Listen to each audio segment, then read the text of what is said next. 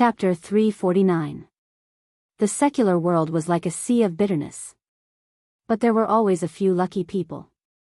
Even in the secular world where all living things were bitter, they were still the darling of fate. For Wang Yuetong, her life should not have the so-called sorrow and pressure. As the little princess of the Wang family of Beihai and a genius with wind vein, she might not be as dazzling as her brother Wang Xingxiao's wind and thunder veins, heavenly king heart and exquisite bone, but a wind vein was worth cultivating in any superpower. However, no one in the Wang family of Beihai had ever strictly supervised and sharpened her martial arts. Whether it was Wang Tianzong or summer solstice, they had never made any clear requirements for her from childhood to adulthood. Happiness had been running through her childhood and girlhood, sweet as a dream. This was a life where she didn't need to worry about anything or struggle for any fantasy. She also practiced martial arts, but she never paid attention to it. 3 years ago, she was at the peak of the ice-condensing realm, and now she still hadn't entered the fire-flaming realm. Wang Yuetong also had some contact with the operation of commercial investment capital.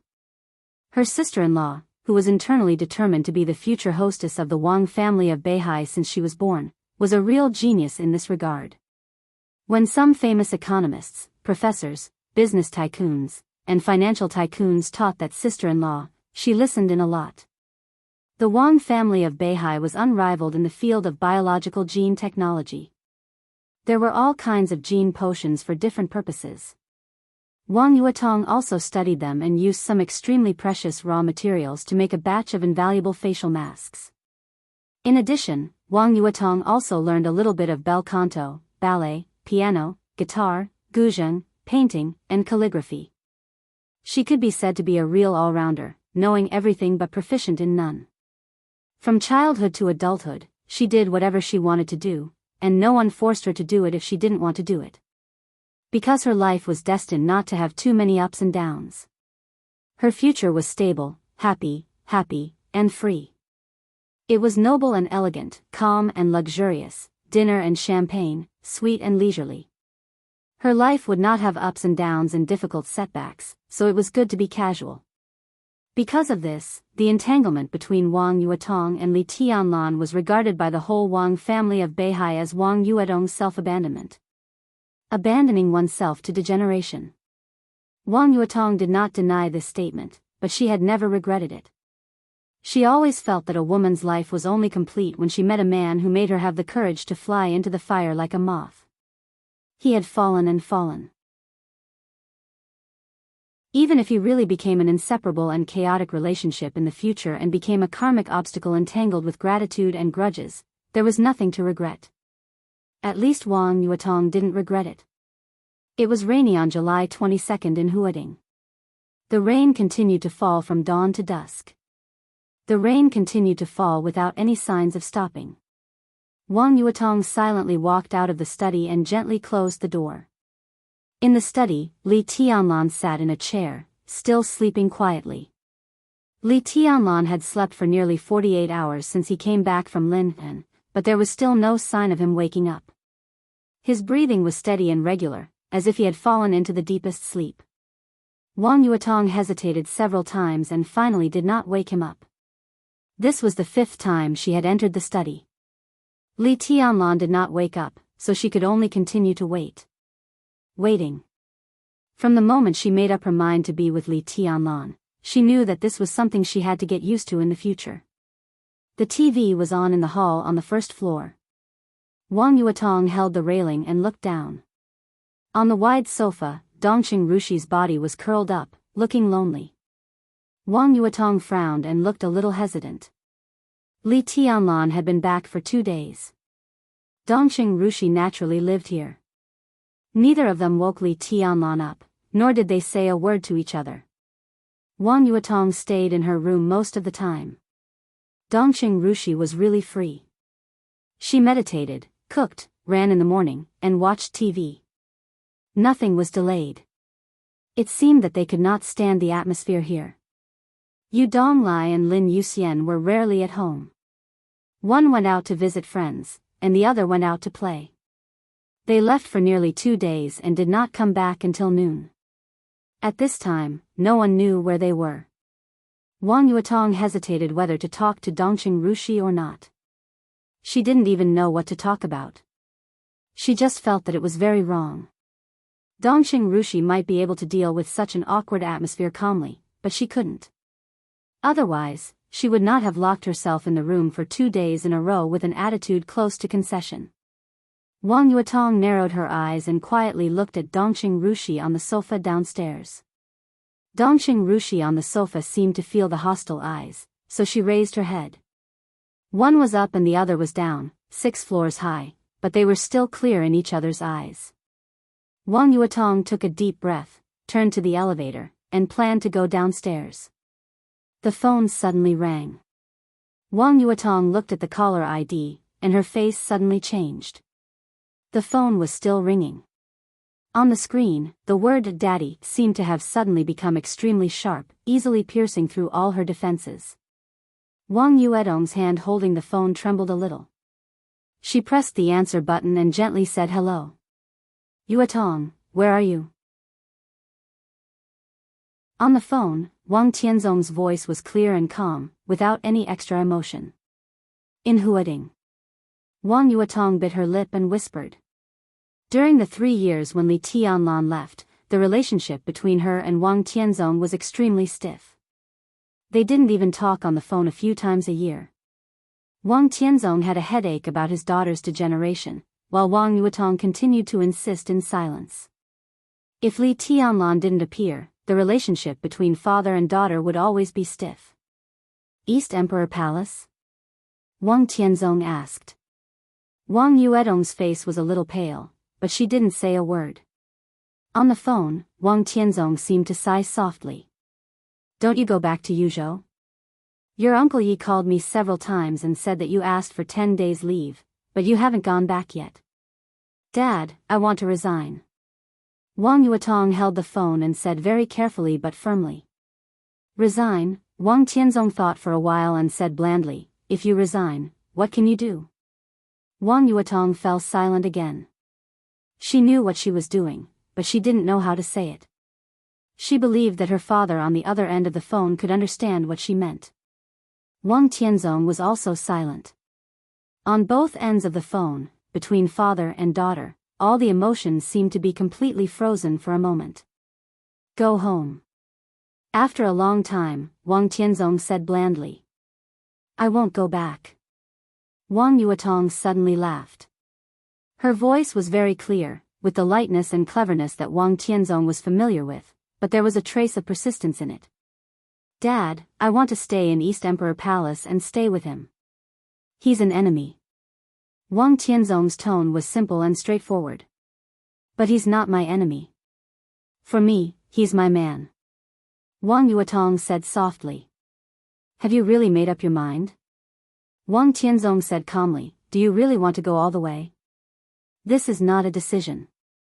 Wang Yuetong said softly, "I just respect my own feelings." "Dad, I'm not angry with you by saying this. I can be sure that I really love him. Maybe in your eyes, I haven't been with him for a long time. But since love at first sight can happen, it's not difficult to understand that I love him. I believe that he's a man worthy of all my feelings. It doesn't matter who he is to the Wang family of Beihai, an enemy, a friend, or a stranger. Dad, I'm just a little girl spoiled by you. I haven't done anything for the family, and I haven't thought about anything for the family. It's the same now. Whether he's an enemy or a friend of the family, I love him. I can't turn back, and I don't want to turn back. Even if you put aside your standpoint, he may not be suitable for you." Wang Tianzong said calmly, "You can hand over your whole life, but Li Tianlan's life is destined to be more than love. Do you remember my evaluation of Li Tianlan when I first met him?" Wang Yuetong's eyes were a little dazed. She remembered the meeting between Li Tianlan and her father in Huading. At that time, she actually didn't know her father's evaluation of Li Tianlan. Wang Xingxiao conveyed the evaluation to her afterward. Only 8 words. "A wolf's ambition was never a good match." I probably know something about the Li family's situation over the years, so I can guess Li Tianlan's psychology. Apart from potential, he had nothing else. That was why he wanted so much. Power, wealth, status, women, he wants everything. What kind of woman is Qin Weibai? It's no exaggeration to say that if I were 10 years younger, even I would be tempted. Of course, I would just be tempted, and I wouldn't really do anything. No matter who gets such a woman, he should be satisfied. But Li Tianlan is not satisfied. He still wants you, wants Dongqing Rushi. I can be sure that he will have more than 3 or 5 women in the future. You may have a place in his heart, but you will never be the most important. You will always be just one of his many women. You love him, but does he love you? He may have real feelings for 1 or 2 women, but with Qin Weibai, you don't have a big chance. Let's make a bet. You take the phone to Li Tianlan now. As long as I hear Li Tianlan say sincerely that he loves my daughter, I will not oppose your relationship in the future. How about that? Wang Tianzong was surprisingly talkative. In recent years, Zhongzhou Sword Emperor had become more and more reticent. It could be seen that he was really worried about Wang Yuetong. Wang Yuetong bit her lip and felt a little wronged, but she did not agree to bet with her father. She held the phone tightly and forced herself to calm down. Dad, I've decided. I'm sorry. Wang Tianzong suddenly fell silent. After a long time, when Wang Yuetong was about to hang up the phone, 3 words came from the phone. Go home. Wang Tianzong said and hung up the phone directly. Wang Yuetong burst into tears in an instant. Go home. Wang Tianzong said these 3 words twice. But the meaning was completely different. Wang Yuetong wiped her tears, and her eyes became firm again. She turned into the elevator and went downstairs. In the hall on the first floor, Dongqing Rushi was still sitting on the sofa, watching Tom and Jerry, which was very childish for adults. She held the remote control in her hand and smiled quietly. Yu Donglai and Lin Yu were sitting in a remote corner of the hall, playing chess. The moment Wang Yuetong came out, both of them focused on her at the same time. Wang Yuetong's eyes were slightly red, but she looked very calm. She didn't know until the moment Wang Tianzong hung up the phone. Just as she had just braced herself to answer her father's call. There were some things, no matter how reluctant she was, she had to face them. She took a deep breath, walked directly to Dongqing Rushi, reached out her hand, and said blandly, "Give it to me."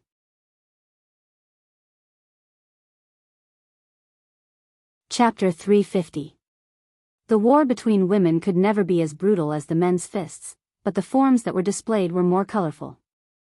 There were verbal battles on different occasions, open and covert attacks from every corner, sarcasm and ridicule without batting an eyelid, 2 extremely beautiful young women from extraordinary family backgrounds. Even if they were to pull each other's hair or ears, it would still be a rare sight to see. This was King lively. Otherwise, why would the ratings of some palace dramas in recent years far exceed those of war dramas? Those rising ratings were not all contributed by sisters, aunts, and aunts. No, young men also loved it. Lin Yuxian was such a man. He liked lively scenes. At present, the battle between Dongqing Rushi and Wang Yuetong seemed to have just begun, but it was enough to make him excited. He sat in the corner of the hall with Yu Donglai and was too lazy to play chess for a while. He looked around and found that there were no snacks around, so he casually lit a cigarette and looked at Dongqing Rushi and Wang Yuetong who were confronting each other. He gloated and muttered to himself, "No, no, no." Yu Donglai shook his head helplessly. The old man was old and had little interest in watching lively scenes. He had already wondered if he should go upstairs and take out Li Tianlan, who had slept for 2 days.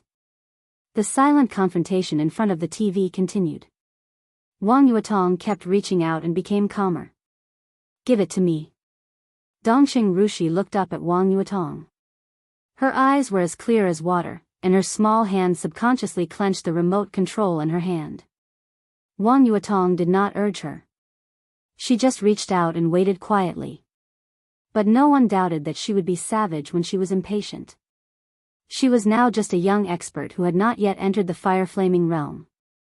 In the face of Dongqing Rushi of the thunder-shocking realm, there was a huge gap in their combat strength. But as two women who had the same man, the martial arts realm was actually nothing. Dongqing Rushi hesitated, pursed her lips, and handed the remote control to Wang Yuetong.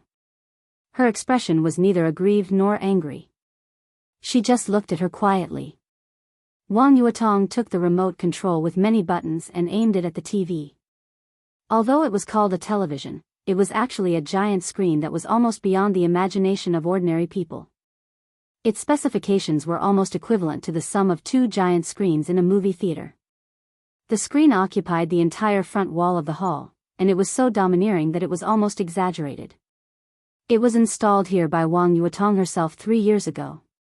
It was installed according to the specifications of the Beihai Province Police Department Command Center. All the functions were available, and the TV broadcast function was just the tip of the iceberg. Wang Yuetong pressed several buttons. The image of the cat and mouse that occupied the entire wall began to shrink. The huge screen might look very comfortable, but it was hard for the eyes to accept after a long time. Wang Yuetong adjusted the picture to a more comfortable size, handed the remote control back to Dongqing Rushi and asked, "Is it much better now?" Dongqing Rushi took the remote control in a daze and said obediently, "Thank you. Tianlan should wake up in the evening. I plan to cook dinner for him. Let's go grocery shopping together." Wang Yuetong continued to speak in a lukewarm tone, without kindness or malice. "Sure." Dongqing Rushi sat on the sofa and seemed to instinctively make a defensive posture, wrapping her hands around her slender and straight legs. "I want Tianlan to accompany me tonight." Wang Yuetong looked down at Dongqing Rushi. Silence. Either she broke out in silence, or she would die in silence. Dongqing Rushi did not break out. She silently held her legs, looking like a doormat. "Oh," she said, lowering her head. Wang Yuetong's eyes flickered, and her tone softened unconsciously. "I heard that you and Tianlan were born on the same day, the same month, and the same year?" For Dongqing Rushi, this was something to be happy about. She looked a little happy, and her face bloomed with a smile. But Wang Yuetong did not make her happy for long. "Then I'm older than you. You have to call me sister from now on." Dongqing Rushi's happy little face froze, and she looked at Wang Yuetong quietly. "And I've slept with him. I'm the sister in every way." Wang Yuetong looked straight into Dongqing Rushi's eyes. "Sister." After a long time, Dongqing Rushi whispered, then turned her head, and her mouth seemed to pout subconsciously. Wang Yuetong nodded. "I'm going to change clothes. Let's go shopping together." She turned around and walked into the elevator. Was it over? Was it over? Lin Yuxian, who was still waiting to see a good show, was stunned. There was no quarrel, no abuse, and no fight. One was majestic and strong, and the other was pitiful and resigned. Sister and sister. Were they going to love each other? Lin Yuxian, who was watching, said that he could not accept it. It was absolutely unacceptable. Dongqing Rushi didn't look like the kind of person who would be killed in a second. What's going on? Lin Yuxian looked depressed and annoyed. Good thing. Yu Donglai smiled and fiddled with the chessboard. Boy, do you still want to play? You're going to lose this game. It's really a good thing. Lin Yuxian nodded. But I still have to ask. He hesitated, ignoring Yu Donglai's stare, and walked over with a low smile. Dongqing Rushi was still nestled on the sofa, watching Tom and Jerry, which had shrunk down and was very comfortable. Her eyes were clear, and she seemed to forget the grievances just now. The corners of her mouth were slightly bent, as if she was smiling. Lin Yuxian came over and sat on the sofa on the other side. He looked at Dongqing Rushi and smiled bitterly. Well. He took the initiative to speak. Dongqing Rushi turned to look at him. I can't stand it. Lin Yuxian patted his thigh and felt bitter. She was indeed a bitch, and she was playing with fire here. Why do you call her sister? He meant it. Dongqing Rushi was Li Tianlan's fiancé, which was fully recognized by both families. However, Qin Weibai beat her to it. She had to call her sister. No one would feel ashamed if she lost to Qin Weibai. Now there was Wang Yuetong, and she was also a sister. How aggrieved she felt. She couldn't stand it. You don't like her? Dongqing Rushi looked at Lin Yuxian and asked. It's not about whether I like her or not. This is your family affair. Although the Lin clan and the Wang family of Beihai have a deep relationship, the Lin clan's position is clear now. I'm not familiar with Yuetong. I haven't even met her before, but I've met her brother once. So if you really want to say who is partial, I will definitely support you. She should call you sister. Lin Yuxian said helplessly. Whatever. Dongqing Rushi was indifferent, without the slightest anger. Don't you feel aggrieved? Lin Yuxian looked curious. Not really. Dongqing Rushi thought for a moment and said softly, Tianlan should be happy in this way. Lin Yuxian was stunned and didn't know what to say for a while. Wang Yuetong, who had always ignored Dongqing Rushi, took the initiative to speak. Dongqing Rushi obediently called her sister. There was no doubt that the two women wanted to make their men happy. Lin Yuxian suddenly lost interest in watching the fun. He suddenly felt a little envious. He envied Li Tianlan's luck. Dongqing Rushi sat cross-legged and straightened her body, holding a pillow. She stared at the screen in front of her seriously, but her eyes were not focused. She thought of a lot of things. She thought of Li Tianlan, whom she had heard since she was a child. Li Tianlan, who lived in the depths of her heart and could not be more perfect. Everyone was emphasizing the identity of the fiancé. Grandpa said that he was destined to be a great man in the future, like the current Wang Tianzong, or even like the amazing ancestor of the Wang family of Beihai. Her father said that the Dongqing clan owed him too much. In her memory, it seemed that only her mother had said something different. Her mother said that she would be Li Tianlan's wife in the future, so she owed him. She just hoped that when they were together in the future, she would not forget that the man who became her husband had borne a lot of things that she should have borne. Or responsibilities. Yuzhou. The building of the army headquarters. When Dongqing Wudi, the standing minister of the army headquarters, slammed the documents in his hand on his desk, Lieutenant General Bai Qingzhao, the Deputy Secretary General of the army headquarters, was sitting opposite him and drinking tea with a smile. Bai Qingzhao was one of the backbone generals of the giant group, the eldest son of Bai Zhanfang, the patriarch of the Bai family, Bai Qingxian's biological brother, and Dongqing Wudi's brother-in-law. He was originally the deputy commander of the Central Theater of Operations. 2 years ago, after Dongqing Wudi entered the army headquarters from the Border Control Corps, the giant group almost used all its resources to transfer Bai Qingzhao to the post of Deputy Secretary General of the army headquarters. The deputy commander of the Theater of Operations and the deputy secretary general of the army headquarters seemed to be similar. It could only be regarded as a small promotion, but the actual meaning was very different. The president of Zhongzhou State was also the minister of the army headquarters, but he rarely interfered with the daily work of the army headquarters. The daily work of the army headquarters was presided over by the standing minister. In the army headquarters, the role that could check and balance the standing minister was not the 2 deputy ministers, but the secretary general who did not have the rank of marshal. So 2 years ago, even though Qi Beizong, the flag bearer of the Special Warfare Group, retired from the position of standing minister, the secretary general was still in office. The strength of the Special Warfare Group still did not suffer too much. Instead, it gained a lot of benefits out of thin air with Qi Beizong's retirement. Dongqing Wudi controlled the army headquarters. After 1 term, he was bound to replace the Secretary General with his own people.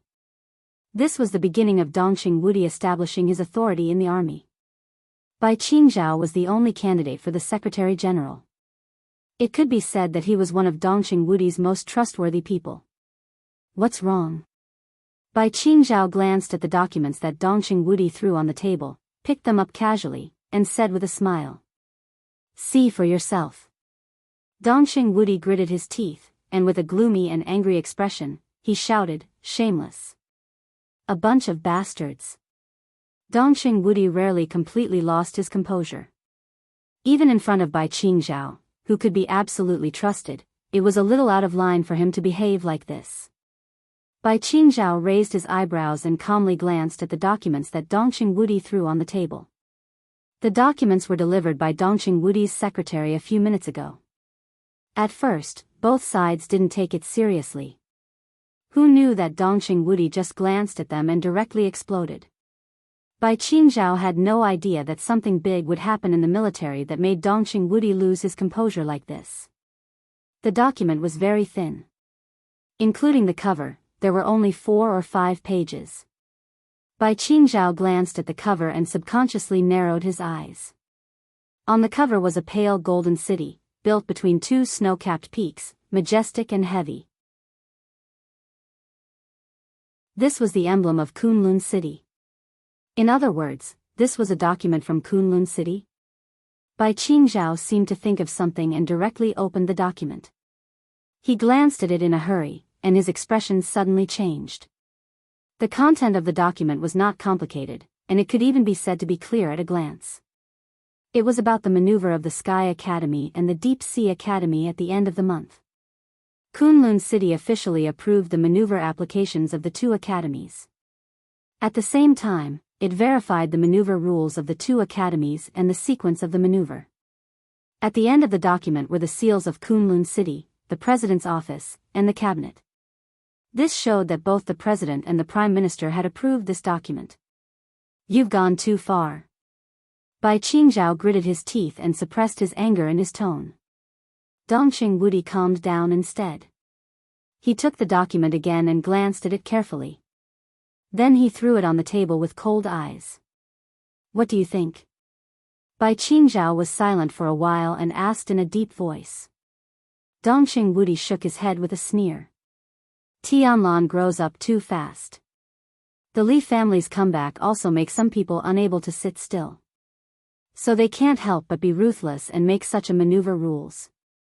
Kunlun City and the Wang family of Beihai really have a tacit understanding. Is there still room for maneuver? Bai Qingzhao asked in a low voice. As soon as he spoke, he shook his head first and smiled bitterly. If there was really room for maneuver, how could Dongqing Wudi lose his composure like this? No matter what they plan in private, at least they do it in line with the rules. Dongqing Wudi said. The President, Bai Qingzhao hesitated. He can't wait for Kunlun City to do this. Dongqing Wudi sneered and was a little unhappy. The academics can take advantage of this opportunity to get closer to them. What Kunlun City did was in line with the rules, but it broke them. In this situation, if I want to do something, I can only ignore the rules. The giant group is not powerful enough, so it must ask for help from the academics. This kind of thing can only be good for the academics.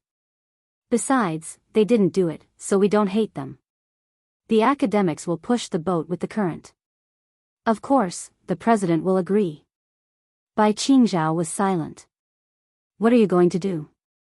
After a long time, he asked slowly. Do I have a choice? Dongqing Wudi said calmly, in this situation, I can only take one step at a time. Kunlun City broke the rules, so I can only be lawless for once.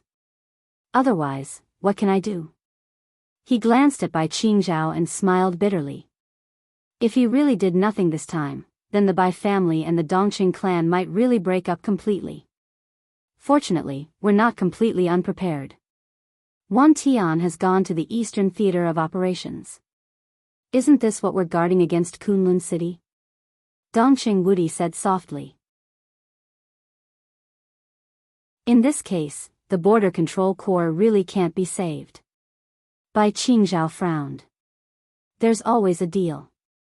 Dongqing Wudi took a deep breath and gritted his teeth. Then he calmly picked up his mobile phone and dialed a number. The phone was quickly connected, and a low voice sounded on the other end of the line. Ziyuan, this is Dongqing Wudi. How's the scenery in Tiannan? Dongqing Wudi laughed.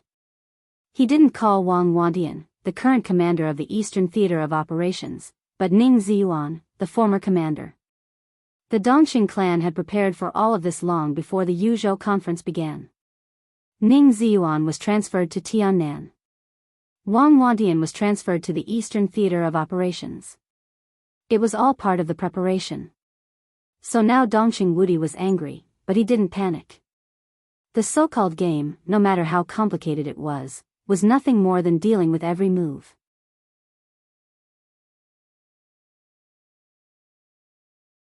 Chapter 351. Second update, the night rain was still falling. When Li Tianlan opened his eyes, the study was dark and quiet. The rain outside hit the glass messily, and the sound was particularly clear. He stood up and moved his body. He poured himself a glass of warm water and drank it. He suddenly became energetic. The phone on the desk seemed to have been touched. Li Tianlan opened the phone and looked at it. There were no text messages or missed calls. He shook his head hard, lit a cigarette, and opened the window casually. The rain was getting heavier. The rain fell on the lake, and the ripples on the lake continued to spread in the night. The treetops swayed gently in the wind. The light in the courtyard of East Emperor Palace was hazy, with dense water vapor. It was obviously a brilliant summer, but the scene was a little bleak and lonely. Li Tianlan looked at the rain outside the window quietly, and the light in his eyes became more and more calm. Today, his martial arts had reached the basic level, and he stood at the peak that he had never reached under normal conditions. But the peak was not perfect. This imperfection was not because he advanced too fast, nor because his body was too fragile, but because his strength and will were out of balance. In 3 years, he went all the way to the north, through mountains, rivers, seas, polar glaciers, grasslands, deserts, wind, frost, rain, and snow. He almost never stopped. His martial arts was like his road to the north, which was walked step by step in silence. It was extremely solid and stable, and the accumulated sword intent was absolutely pure. His body could bear such difficult training, but his will could not bear the wind, frost, and loneliness of these 3 years. Now, even if he returned to Huading from the polar region, it was difficult for him to make up for his essence, qi, and spirit in a short time. The imbalance between will and strength meant that he had strength but not enough concentration. Without a will as firm as steel, it was difficult for his sword intent to reach the real purity and peak. The only way Li Tianlan could think of now was to sleep. Only with sufficient and comfortable rest could he gradually adjust his spirit, qi, and spirit back to normal. Li Tianlan looked out of the window, and for a moment, his mind was wandering. His essence, qi, and spirit were damaged, but he did not need to worry about recovery because of his previous foundation. So at this moment, he thought more of the year in the desert. That year, he fell from a high place to a low valley. He abandoned his cultivation of the thunder-shocking realm and started over again. That year, he had crawled in the dark, narrow, and silent labyrinth below the desert prison, where he could only hear his own heartbeat. He had experienced countless times of despair, depression, fear, and madness. Only then did he develop an absolute will that was comparable to the heavenly king heart. Without the experiences of that year, with his original willpower, it would have been impossible for him to have survived those 3 years of destruction. Everything seemed like a coincidence, but it also seemed like an inevitability. He remembered the first words the 2 metaphysical grandmasters said to him when he first met Xian Xuanzi and Great Master Wu Wei. Trust in heaven's will. The mandate of heaven was right before their eyes. Even if they did not believe it, they could not disrespect it. The door of the study was gently pushed open from the outside. Wang Yuetong came in and looked at Li Tianlan, who was smoking silently. She said softly, "You're awake?" Li Tianlan nodded and said, "I am hungry. The food Rushi and I cooked may not be as good as Senior Yu's. Would you like to try it?" Wang Yuetong said with a smile. Her voice was soft and her eyes were enchanting. After turning from a girl to a woman, the little princess of the Wang family of Beihai was not stingy with her charm in front of Li Tianlan. She really wanted to quietly bloom beside Li Tianlan for a lifetime. "You and Rushi?" Li Tianlan threw the cigarette but out of the window with a strange look in his eyes. I've made a deal with her. Wang Yuetong nodded and said, she will call me sister in the future. Li Tianlan suddenly had nothing to say. Even if he was an immortal, he could not figure out why Dongqing Rushi called Wang Yuetong sister in a short time. Of course, I'm destined not to be compared with Sister Little Bai. Even if Dongqing Rushi calls me sister, she won't like me in her heart, and I won't like her either. But we will inevitably meet in the future. We will be by your side in the future. We can't pretend not to know each other for the rest of our lives. That would be too embarrassing. Wang Yuetong came over and hugged Li Tianlan, leaning in his arms and whispering. In the future? Li Tianlan said subconsciously and gently stroked her short hair with his palm. Yes, in the future. Wang Yuetong nodded and said in a firm tone, Tianlan, I'll resign. I'll stay by your side from now on. Li Tianlan paused for a while and then said, okay. Wang Yuetong laughed in his arms. She rubbed against Li Tianlan and whispered, when you were sleeping, my dad called me. He wanted me to go home. What did you say? Li Tianlan was silent for a while and then asked slowly. I said I won't go back. Wang Yuetong was in a daze. Thinking about the phone call, she said in a complicated tone, so my dad asked me to go home. Li Tianlan held Wang Yuetong tightly and did not speak. Go home. Go home. It seemed to have similar meanings, but the meaning was completely different. The former meant that she would not come back after going home. The latter meant that she would not go back again after going home. At least she would not go back before there was a clear result between Li Tianlan and the Wang family of Beihai. Li Tianlan lowered his head and kissed Wang Yuetong's hair gently. The former little princess trembled slightly in his arms. Do you regret it? Li Tianlan whispered. As long as you don't abandon me in the future, I won't regret it. Wang Yuetong's voice was very soft, almost like a whisper. After all, she was a woman who was so extravagant that she would rather gamble with her life. She would be perturbed, uneasy, confused, and at a loss for such a gamble. As for whether she would regret it or not, it all depended on the man she chose in the end. This responsibility was so heavy that it was clearer than that of the Li family, which was close at hand but far at the same time. Don't worry. Li Tianlan paused and then said, thank you. Wang Yuetong smiled, raised her head, and reached out to touch Li Tianlan's face. She whispered, when I come back, I will not be the little princess of the Wang family of Beihai, but your woman. Li Tianlan patted her on the back and whispered, when are you leaving? After dinner. Wang Yuetong whispered, take me to the airport. Li Tianlan nodded and said, okay. I want you to carry me downstairs. Wang Yuetong stepped back from Li Tianlan and opened her arms. Li Tianlan smiled, picked her up, and went downstairs. Everyone downstairs was there. Lin Yuxian and Yu Donglai sat at the dinner table. Dongqing Rushi was serving rice. The meal was very sumptuous. But because of the relationship between Dongqing Rushi and Wang Yuetong, the dinner was neither salty nor plain. Li Tianlan had a good appetite. For him, as long as the two women did not fight on the spot, there would be a relatively harmonious day in the future. After dinner, Li Tianlan drove Wang Yuetong to the airport. Wang Yuetong booked a ticket on the way and changed her boarding pass at the airport. Li Tianlan watched Wang Yuetong pass the security check.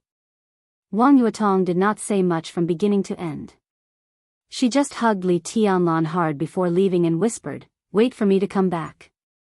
Her figure passed the security check and gradually disappeared at the end of the passage. Li Tianlan pulled his collar and turned to leave the airport.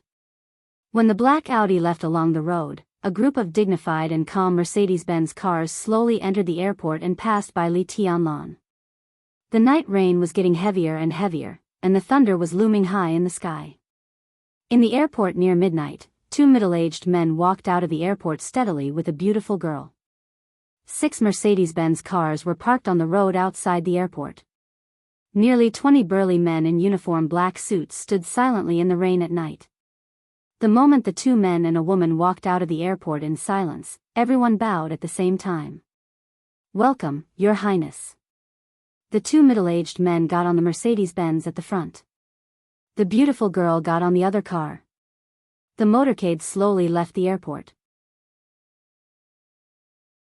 In the Mercedes-Benz at the front, Gu Xingyun, who had arrived in Huading one day earlier, looked pale and weak.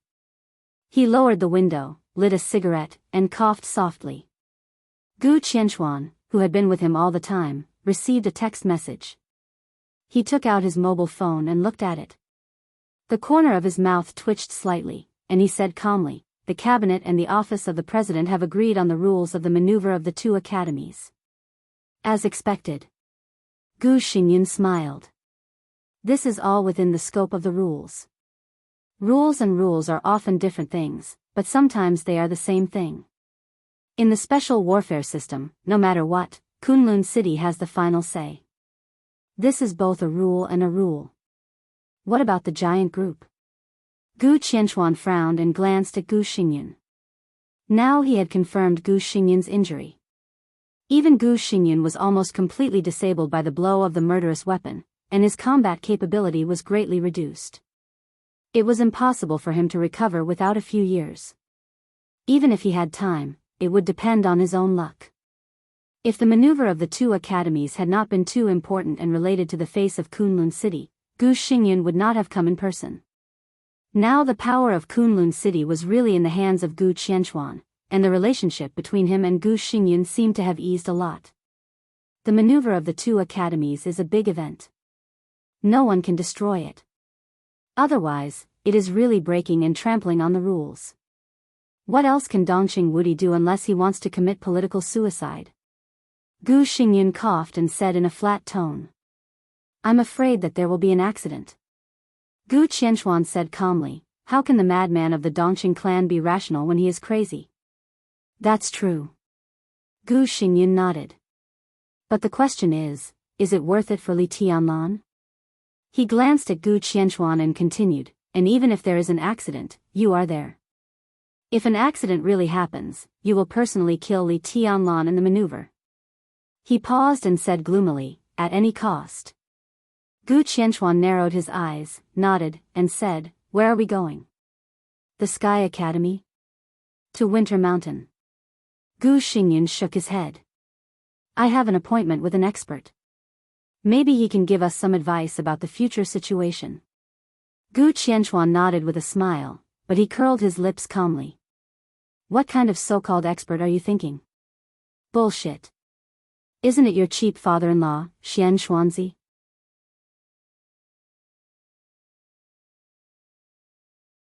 Chapter 352. When it was almost dawn, it finally turned into heavy rain after a whole day. The rolling thunder roared wantonly in the sky. It was windy in Huading. The rain became heavier and heavier, and finally became a rainstorm that was extremely rare in Huading.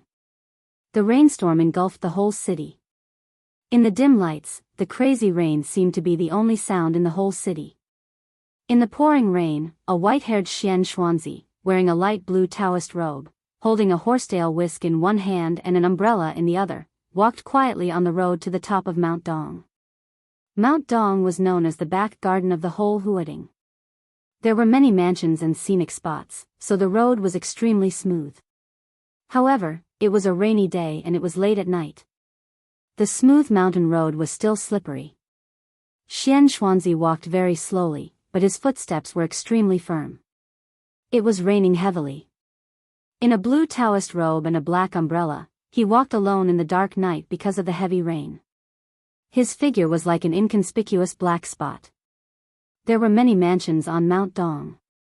However, Xian Xuanzi did not go to any mansion, but went straight to the top of the mountain. The mountain road looked more and more serene in the heavy rain. The top of the mountain looked distant and cold. Xian Xuanzi walked forward unhurriedly. He did not walk fast, but his pace was the same and never slowed down. The top of the mountain lit up with a vague and hazy light in the heavy rain. The light illuminated a small ancient and solemn building. Xian Xuanzi's calm face looked a little weird in the night. He knew what the building was illuminated by the light. The building, with a history of hundreds of years, could be regarded as the holy land of the southeast coast for some people with faith. Xian Xuanzi also had faith. But he believed in the three pure ones. And the top of the mountain, it was a church. The most famous Zhongshan Cathedral on the top of Mount Dong. The place illuminated by the light was the destination of Xian Xuanzi's trip. Xian Xuanzi walked closer and closer. The light swayed in the wind and rain, illuminating the bell tower of the church in the heavy rain. Xian Xuanzi stood calmly in front of the church. The European-style church, the sage-like Taoist priest, the black umbrella in the rain, and the light on the bell tower. The rain poured down, and the wind blew past. In the darkness of the night, this scene looked strange yet harmonious. Xian Xuanzi took a deep breath, pushed open the half-closed door, and walked in. He put the black umbrella at the door casually, and the water stains soaked the ground that had not been hit by the rain. The space inside the bell tower was very small. The cross was placed in the center of the bell tower. The lights in the bell tower were on, illuminating everything inside. Xian Xuanzi entered the church and the bell tower. The white horsetail whisk hung in his hands, and his Daoist robe was neat and tidy. As he stood in the bell tower, the atmosphere became increasingly strange. But what was even stranger was that there wasn't a Taoist priest in this Catholic church. In front of the cross, there was even a monk dressed in a monk's robe. Bald head, Buddhist beads, monk robes, all these were even more conspicuous than Xian Xuanzi's outfit. The two of them stared at each other across the cross. The scene was incongruous to the extreme. It's been 3 years, but the Heavenly King's demeanor is still the same as before. Congratulations. The monk looked at Xian Xuanzi with a meaningful smile, without the tranquility and peace of a monk. Xian Xuanzi suddenly raised his eyebrows.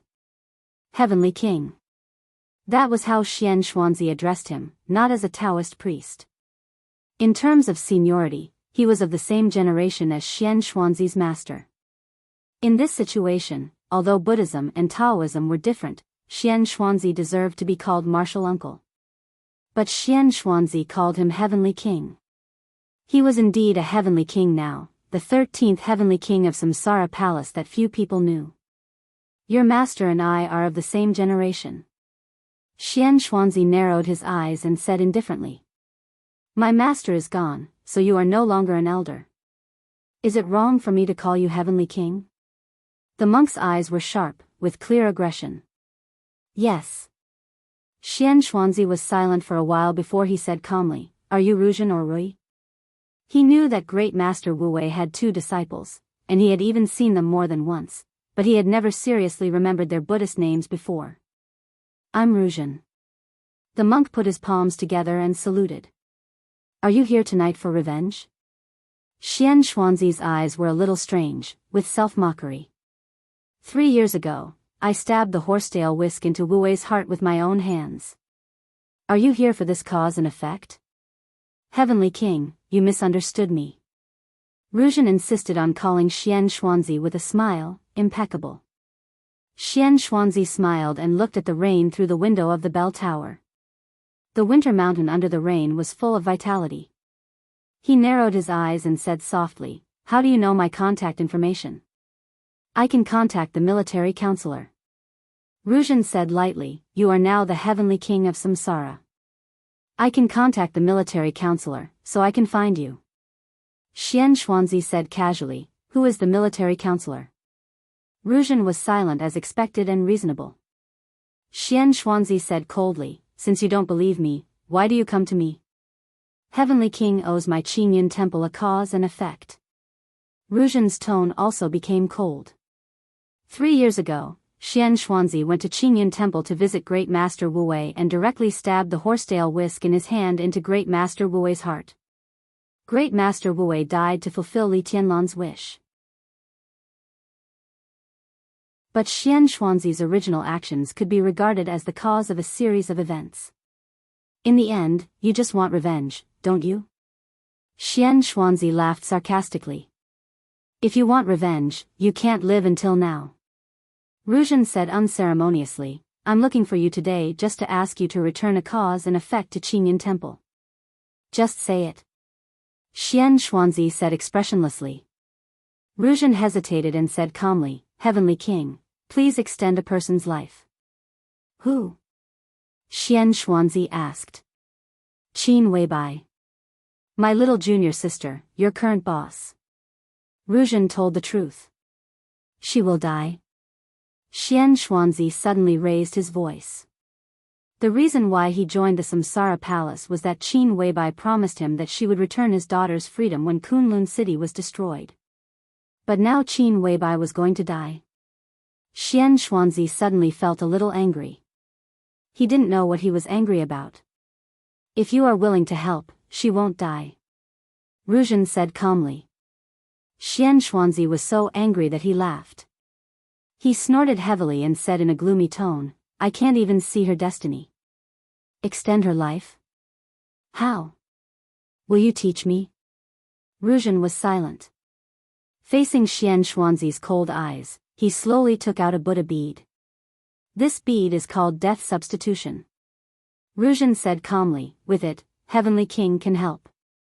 Death Substitution. In Lin-En, Ruzhen also gave Qin Weibai a Buddha bead and told her that it was called Death Substitution. But there was no doubt that this one was the real Death Substitution bead. And the one he gave Qin Weibai was called Mortal Fate. Ruzhen didn't even need to speculate anything. He could be completely sure that at this time, the mortal fate was already with Li Tianlan. Qin Weibai thought that it was a chance to die for her. With how much she cherished and valued Li Tianlan, how could she be willing to use such a precious opportunity herself? She must give it to Li Tianlan. Only with Li Tianlan could Qin Weibai's mortal fate not be destroyed. In this way, he could extend Qin Weibai's life with the real death substitution bead. That was possible. Death substitution, Xian Xuanzi muttered to himself, and his eyes narrowed. Is it the Buddha's relic of that senior?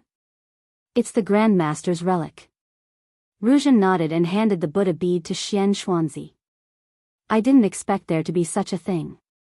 Xian Xuanzi sighed with some disbelief, and then said with some doubt, if there was this thing, Wu Wei wouldn't have died at all.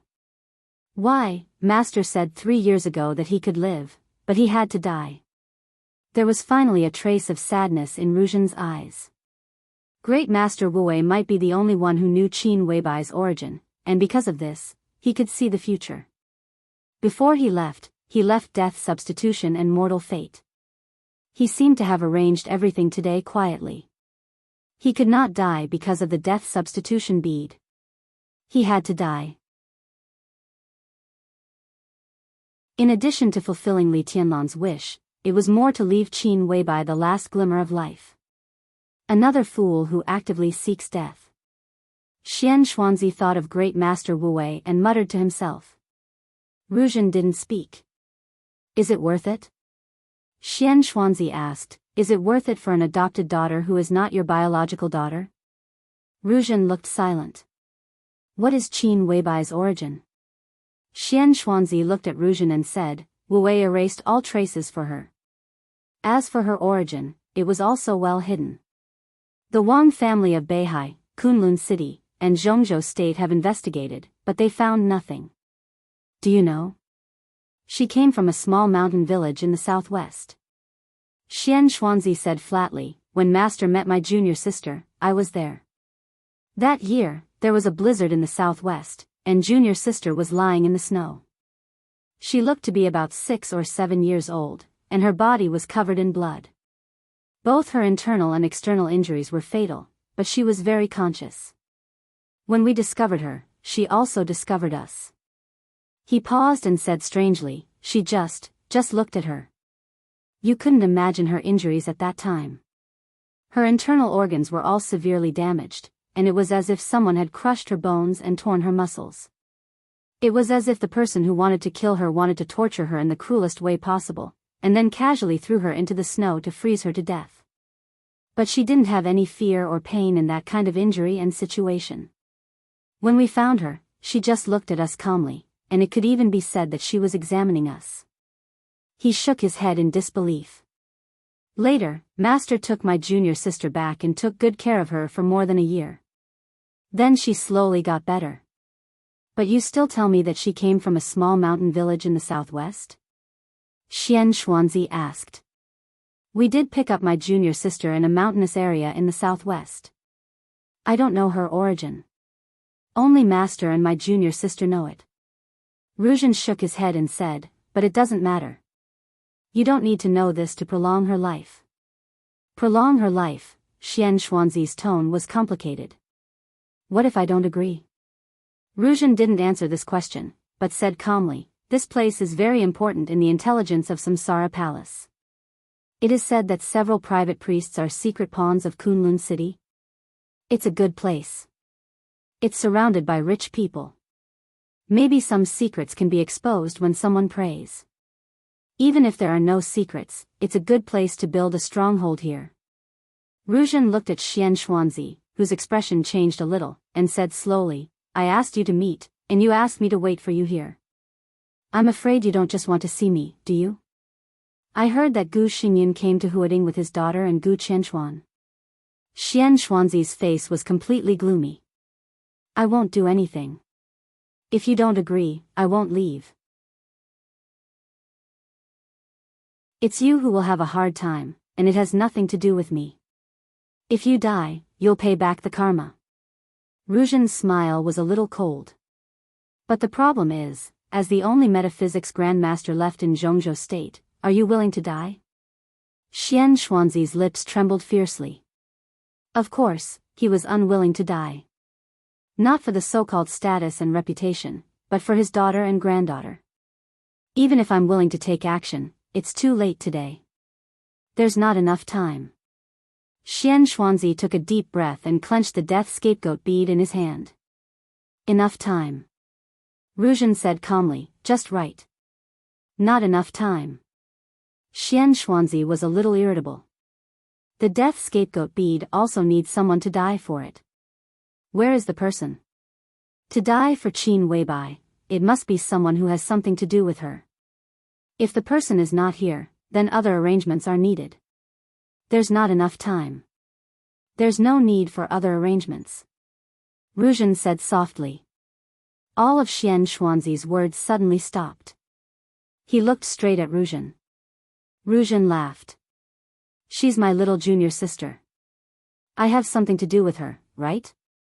In Lin'an, Qin Weibai asked him about his future plans. He said that everything was up to fate. Tonight, in the bell tower of this church, this was his fate. Xian Xuanzi then understood why Ruzhen, who had been out of this world, was so unworldly tonight. Ruzhen slowly sat on the ground. I have nothing to worry about. He said, come on. I want to serve my master as soon as possible. The storm outside the bell tower did not stop at all. A fire lit up in the bell tower. The fire flickered and flickered, flickering. Time passed slowly. The mountain road in the heavy rain in Winter Mountain lit up. A row of Mercedes cars passed through the heavy rain at night and slowly stopped in front of the church. Gu Xingyan got out of the car alone, looked up at the light of the bell tower, and turned to look at the girl who got out of another car. You go up with me. Gu Xingyan glanced at the girl and said calmly. The light in the bell tower seemed to dim a little. Xian Xuanzi sat alone in the bell tower, and his face was a little pale. The death scapegoat bead in his hand had completely disappeared. Ruzhen. It also disappeared. Only some dust was floating in the air, and finally fell to the ground. It was blown away by the wind outside the window and disappeared. Xian Xuanzi, Wu Wei. In addition, Ruzhen, a real eminent monk, finally used a death scapegoat bead to exchange for a trace of Qin Weibai's earthly fate. Another fool. Xian Xuanzi whispered. There were footsteps outside the bell tower. The door of the attic was pushed open. Gu Xingyan's figure appeared at the door. Behind him was a girl who was about 20 years old. A picturesque young girl with a beauty that could topple cities. The girl was tall and slender, and her face was delicate and beautiful. She wore a light green dress, and her eyes were bright and beautiful. Her long hair fluttered in the wind, and every move she made was filled with the liveliness and charm of youth. She was very obedient and gentle. She stood there casually, but for a moment, she seemed to suppress the light. Vaguely, she had a kind of charm that could steal people's souls. Gu Xingyun stared at the girl, and the corners of his mouth were trembling. Unconsciously, his face was already covered with tears. "Qingcheng, this is Grandpa." Gu Xingyun looked at Xian Xuanzi and said calmly.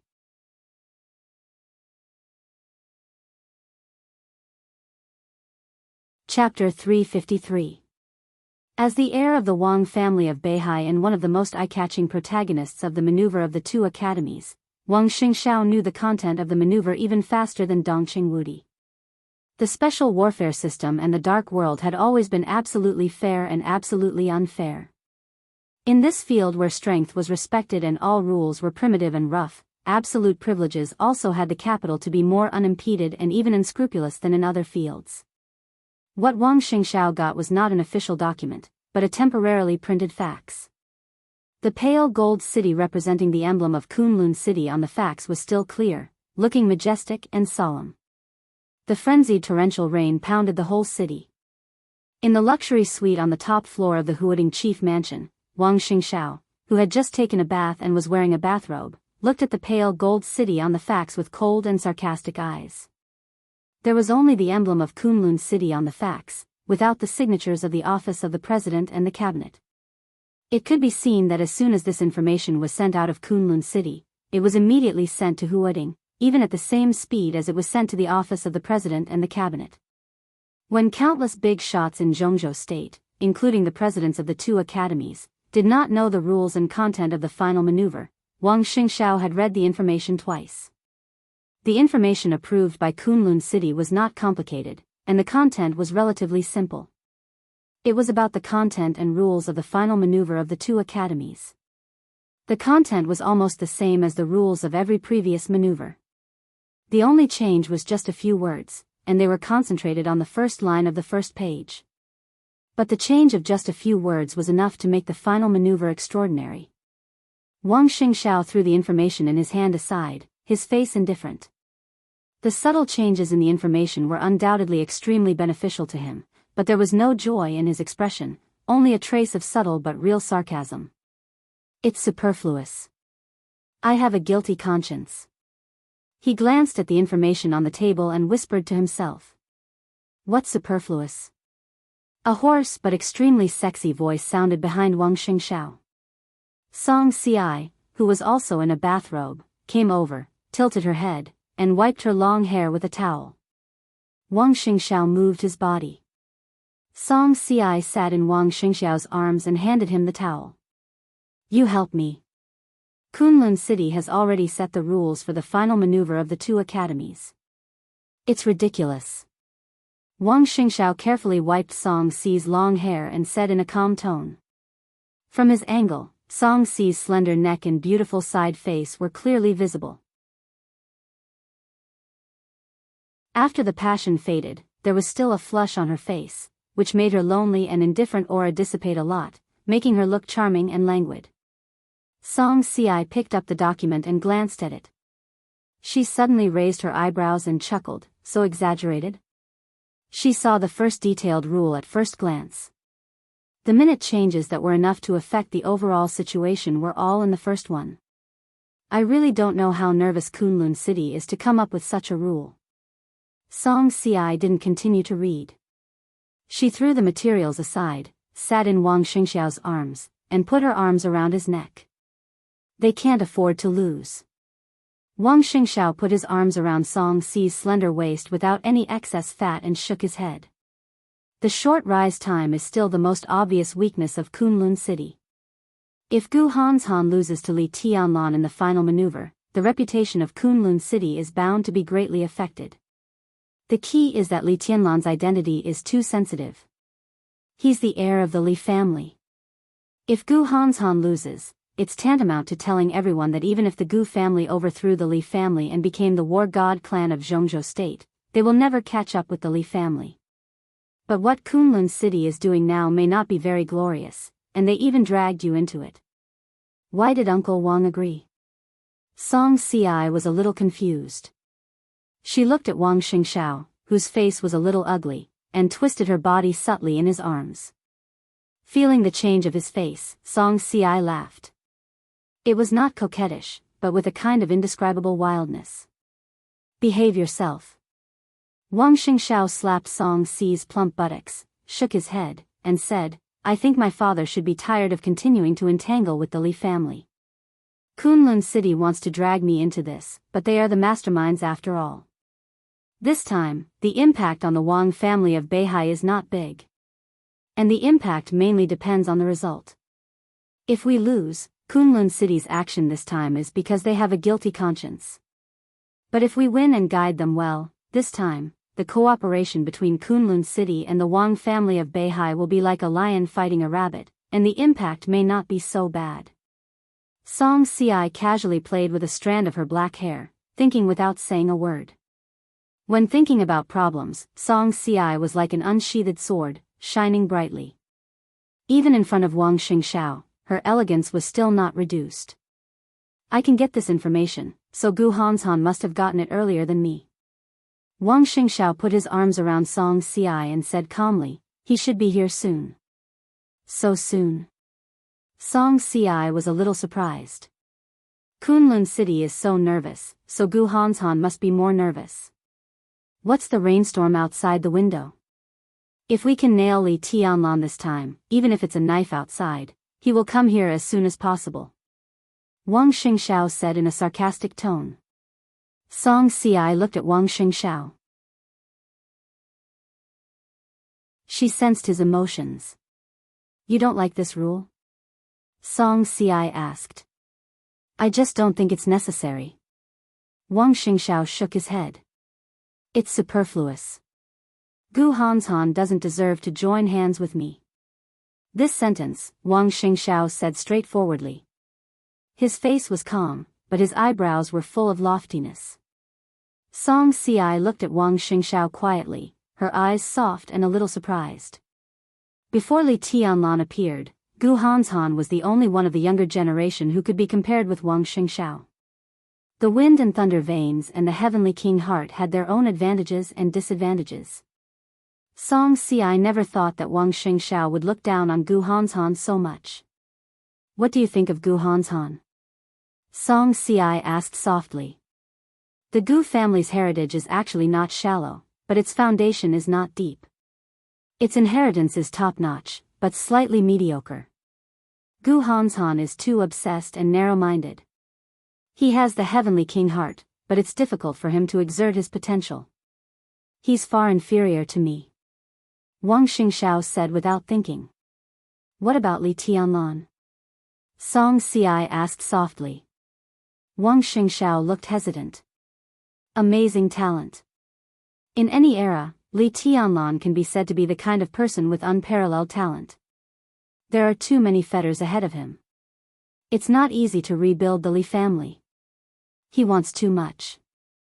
Although the Li family is making a comeback, Li Tianlan's road has not really begun.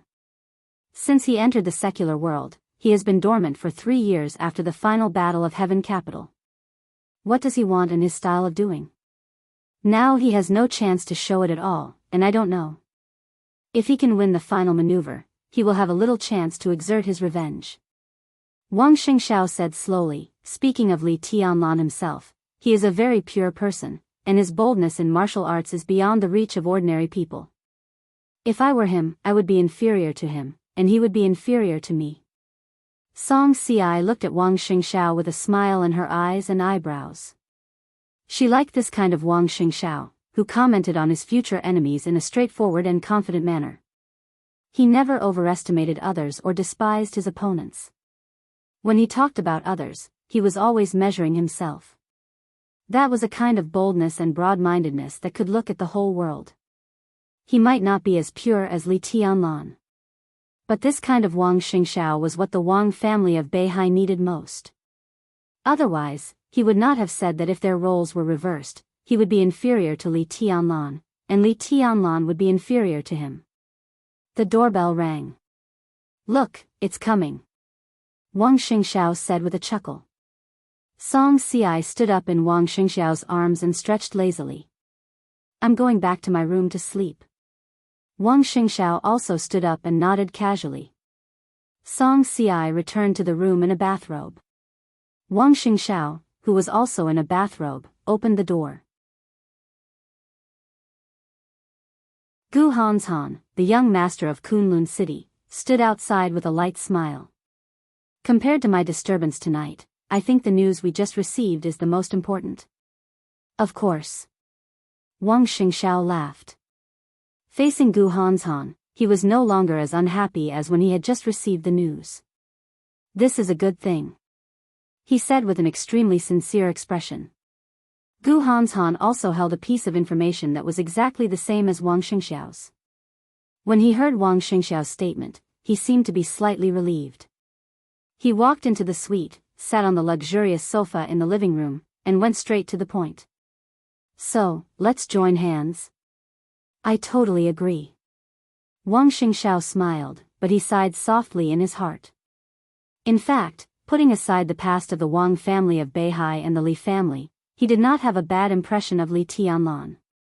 If it were Li Tianlan sitting here tonight, he might be happier. But in Jianghu, who could do whatever he wanted? It was all involuntary. I've watched many videos of Li Tianlan's moves. Jiang Shangyu and I have analyzed it and finally come to a conclusion. Gu Hanshan sat on the sofa and said in a calm tone. Wang Xingxiao listened attentively. The swordsmanship of the Li family is broad and profound, and the 24 moves of sword are all-encompassing. So, in our current realm, we can hardly see any weakness in Li Tianlan's sword intent. Gu Hanshan said slowly, Li Tianlan's weakness is his body. After the Battle of Heaven Capital, he started from scratch. In 3 years, he has today's combat capability. Not to mention whether his realm is stable or not, at least his body can't bear his progress. So, if I'm right, Li Tianlan's wind and thunder veins should not exist. His current sword intent is extremely fierce and pure, but it's too hard and easy to break. His attack is powerful, but his defense must be extremely weak, even beyond imagination. This is Li Tianlan's weakness, the most fatal weakness. Wang Xingxiao nodded thoughtfully, but he did not speak. Gu Hanshan waited for a long time and finally couldn't help but ask, what do you think? I agree with your speculation. Wang Xingxiao said calmly, in terms of sword intent, I'm not as good as him, but in terms of physical strength, he's not as good as me. He pointed to the information brought by Gu Hanshan and said with a chuckle, so in this final maneuver, he won't have any chance. Gu Hanshan also laughed, carefree and wantonly. When Gu Hanshan arrived at the chief mansion and conspired with Wang Xingxiao. In the East Emperor Palace, Li Tianlan, who was about to rest with Dongqing Rushi, also received a call from Zhuang Huayang, the dean of the Sky Academy. Tianlan, are you asleep? On the phone, Zhuang Huayang's voice was a little drowsy, as if he had just woken up from a dream. I'm about to sleep. Li Tianlan smiled, but his hands slid down Dongqing Rushi's neckline and held her soft and plump breasts, which were like mutton-fat warm jade. Dongqing Rushi's little face was red. She leaned against Li Tianlan and pressed her head against his chest, her body trembling slightly. I received a message here, but the specific documents haven't been sent yet. I think it's necessary to tell you. Zhuang Huayang smiled and said in a serious tone. Li Tianlan had almost never heard Zhuang Huayang speak in this tone. He frowned, reached out his hand from Dongqing Rushi's collar, and said calmly, Principal, go ahead. Zhuang Huayang did not speak for a while. Dongqing Rushi, who was leaning on him, was still pressing her head against Li Tianlan. From the moment Li Tianlan put his claws in, she had been pushing against it. Now that he pulled his claws out, the daughter of the Dongqing clan was still pushing against it, even harder and harder. Li Tianlan didn't know whether to laugh or cry. He got out of bed. Dongqing Rushi, whose hair was a little messy, raised her head and stared at Li Tianlan with hazy eyes. It's like this. Zhuang Huayang finally said, the rules of the final maneuver have been determined, as well as the sequence of the maneuver. Li Tianlan seemed to realize something and narrowed his eyes. What is the content of the first drill? He took the initiative to ask. This time, Zhuang Huayang was silent for a long time before he slowly said, "It's a tactical drill, teamwork, and reconnaissance." His voice was very soft, but the meaning behind it was extremely rich. Li Tianlan finally sneered. Kunlun City is really bold. Tactical drills, reconnaissance, and camouflage were all very normal drill subjects. The first item, which was also the initial content of the maneuver of the two academies, focused on teamwork. The focus of teamwork was on teamwork. Teamwork was the finale of the final maneuver of the two academies in any session. It was extremely important. It was a collision of teams. Li Tianlan had almost no team now. When Li Beidian and the others were seriously injured, he only had Dongqing Rushi and Du Hanyin by his side. What he was going to face was the phantom world of Wang Xingxiao and Song Ci. It was the 3000 world of Gu Hanshan and Jiang Shangyu. There were also many teams attached to the phantom world and the 3000 world. Simply speaking, on the first day of the maneuver, Li Tianlan would face the cooperation of several super teams. I got it. Li Tianlan took a deep breath and said blandly. Zhuang Huayang wanted to say something but stopped on second thought. Finally, he silently hung up the phone. He knew very well what the main purpose of the office of the president agreeing to this plan was. Li Tianlan was an ally of the academics. After all, not all allies were completely close. Li Tianlan hung up the phone and did not speak for a long time. Dongqing Rushi, who quietly took off her pajamas and hid her body in the quilt, said softly, "What's wrong?" "Nothing." Li Tianlan laughed. For the first time since he came back from the polar region, his eyes became so sharp and brilliant. "I just suddenly decided on one thing." "What?" Dongqing Rushi asked. "You can join the East Emperor Palace. But on the day of the final maneuver, I hope you and Du Hanyin can abstain." Li Tianlan said slowly, word by word. His eyes changed, like a messy rainstorm, like a blazing wildfire. Wind, frost, rain, snow, the scorching sun and stars alternated repeatedly in his eyes, and finally turned into determination. The final maneuver was his first step to the stage of Zhongzhou state. Now Li Honghe had fallen from the invincible realm. Qin Weibai and Situ Cangyue went to snow country. Outside the maneuver, the only one he could rely on was Lin Fengting. But in the maneuver, no matter what he had to face.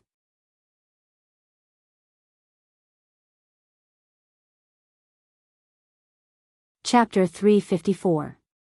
For nearly a decade in Zhongzhou state, there had always been a saying in the military that was unpresentable but taken for granted. The Border Praetorian Corps, known as the most elite super-large comprehensive corps in Zhongzhou state, could even be said to be the private army of the Dongqing clan. In the beginning, Zhongzhou state had secretly called it the Dongqing Corps, but after receiving different degrees of warnings, everyone realized how powerful it was. So the saying of the Dongqing Corps gradually disappeared and was replaced by another name. The God of Massacre Corps. This was tantamount to saying that the Border Control Corps was Dongqing Wudi's own corps. But after some meaningful and clear remarks were missing, this name was finally acquiesced by all parties. It was true, at least infinitely close. The Border Control Corps was known as the small military headquarters of Zhongzhou state. After the first commander Li Guangtu committed treason, the Border Control Corps naturally began to change from the original small-scale special warfare agency to a military force, and eventually formed a behemoth with a total number of nearly 600,000 troops today. There were 5 trump card armies in the Border Control Corps, namely Thunderbolt, Pegasus, Bloodbath, Wild Sand, and Black Dragon, which were stationed in Nanyun, 3 provinces in the east, Tibet, and Beijiang. They had great influence. In addition, there were 4 independent airborne divisions, 2 special investigation brigades, nearly 20 flying formations, 1 intelligence department, and 6 special warfare brigades. All the institutions were in order. With such strength, even in the whole dark world, it could be called a giant. This was also the capital for Dongqing Wudi to be domineering in Zhongzhou state. For the entire border control corps, Dongqing Wudi, who was not in the invincible realm, was like a god, sacred and majestic. He was the spiritual symbol of the whole corps. The 4 commanders promoted by Dongqing Wudi, Wang Wandian of the Blood Bath Battalion, Shi Hanbing of the Wild Sand Battalion, Xiao Dongzhan of the Pegasus Battalion, and Sheng Huining of the Black Dragon Battalion, were the pillars of the Border Control Corps. The middle and high-level officers were the foundation of the pillar, and the elite soldiers were the cornerstone of the corps. This was an unbreakable and great whole. It was famous for 2 iron rules, which had now almost become the soul of the Border Control Corps. The first rule was that as long as the Border Control Corps could still fight, the officers must be at the forefront when charging without destroying their own formation. The officers must be at the end when retreating. The marshal was at the forefront, followed by the general, followed by the colonel, and then the lieutenant. The second rule was that under no circumstances would the Border Control Corps keep any captives. Dongqing Wudi once said something that shocked the whole Zhongzhou state: "My soldiers are fighting, not if king staying behind to look after children." That's what he said, and that's what he did. Dongqing Wudi had been in charge of the Border Control Corps for more than 20 years. There had been countless border conflicts with the superpowers in the Dark World, India, Snow Country, Annan State, and Gaoshan. No one who made an enemy out of him would survive. Every time they charged, he, dressed in the marshal's uniform, would take the lead and be the last to retreat. With such a marshal, every time the Border Control Corps fought, hundreds of thousands of troops in the Border Control Corps would follow Dongqing Wudi's sword. For more than 20 years, he had forged the fiercest and strongest military soul in the entire Zhongzhou state with the name of God of Massacre. He was invincible and invincible for Zhongzhou state. For decades, Dongqing Wudi was definitely the best commander. A soldier who could make an army of 600,000 die for him. The word great was enough to describe it. Because of his greatness, Dongqing Wudi had a heavier responsibility. Heavier responsibility meant more weighing and thinking. Therefore, Dongqing Wudi was under a lot of pressure, as heavy as a mountain. A few hours had passed since the call with Ning Ziyuan, and Dongqing Wudi still hadn't left the building of the army headquarters. The night in Yuzhou was quiet and solemn. He pushed open the window of the office, and the sultry wind blew in, sweeping away a lot of pungent smoke. Dongqing Wudi squinted at the night sky and remained silent. Bai Qingzhao, the Deputy Secretary General of the Army Headquarters, still stayed in the office, accompanying Dongqing Wudi in silence. "Minister, have you thought it through?" In the long silence, Bai Qingzhao suddenly asked. The office was very quiet. So his voice was hoarse, which even he found harsh. Dongqing Wudi's body seemed to shake. Bai Qingzhao was his brother-in-law. Even though he and Bai Qingxian had been in a cold war for many years, they were still close friends. Most of the time, Bai Qingzhao would not call him by his title, but by his name. Now he called him minister. It could be seen how important Dongqing Wudi's next decision was, especially for the relationship between the Bai family and the Dongqing clan. The document of Kunlun City with the seals of the office of the president and the cabinet was still on the desk. The content of the first maneuver in the document was extremely dazzling. Teamwork. Without thinking at all, Dongqing Wudi knew what Li Tianlan would face in the final maneuver. He would face Wang Xingxiao, Gu Hanshan, Jiang Shangyu, Song Ci, and others, plus their team.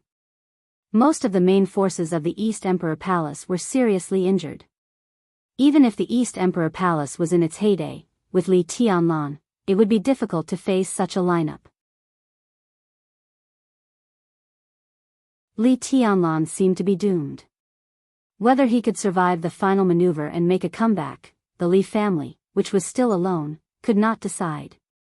Sai City, which had lost its strength and the murderous weapon Setting Sun, could not decide. Samsara Palace, which was out of reach, could not decide. Only the giant group and Dongqing Wudi had the power and strength to intervene in the final maneuver. As for the academics and the office of the president, they agreed to the document and were waiting for Dongqing Wudi's decision. Bai Qingzhao looked at Dongqing Wudi's back. His eyes were extremely complicated. At the beginning of the month, his father, Bai Zhanfang, and his sister, Bai Qingxian, went to Zhongyuan together. As one of the core members of the Bai family, Bai Qingzhao naturally knew the reason. Li Tianlan's life and death now seemed to be decided in the final maneuver, but in fact, it was in the hands of Dongqing Wudi. No one would doubt that the Dongqing clan did not have this power. As long as Dongqing Wudi was willing to pay the price, not to mention a few young people, even if Gu Xingyan recovered from his injury and joined hands with Wang Tianzong, Li Tianlan would not die. But Dongqing Wudi's willingness or unwillingness was a swing between family and country. I'm still waiting for news from Ziyuan. Dongqing Wudi said slowly. Does it make sense? Bai Qingzhao said in a low voice, Ning Ziyuan has a deep foundation in the Eastern Theater of Operations, but if he leaves that position, it will be difficult for him to control this maneuver. He will make efforts, but his strength is definitely not enough to turn the tide. You know this. Dongqing Wudi smiled bitterly. Between family and country. He muttered to himself, and his smile was full of bitterness. Anyone who broke the rules would have to pay the price. Kunlun City changed the order of the final maneuver and increased the casualty rate. But all of this was within the scope of Kunlun City's power, that was, within the scope permitted by the rules. If Dongqing Wudi wanted to intervene in the final maneuver, it was tantamount to breaking the rules, so he must pay the price.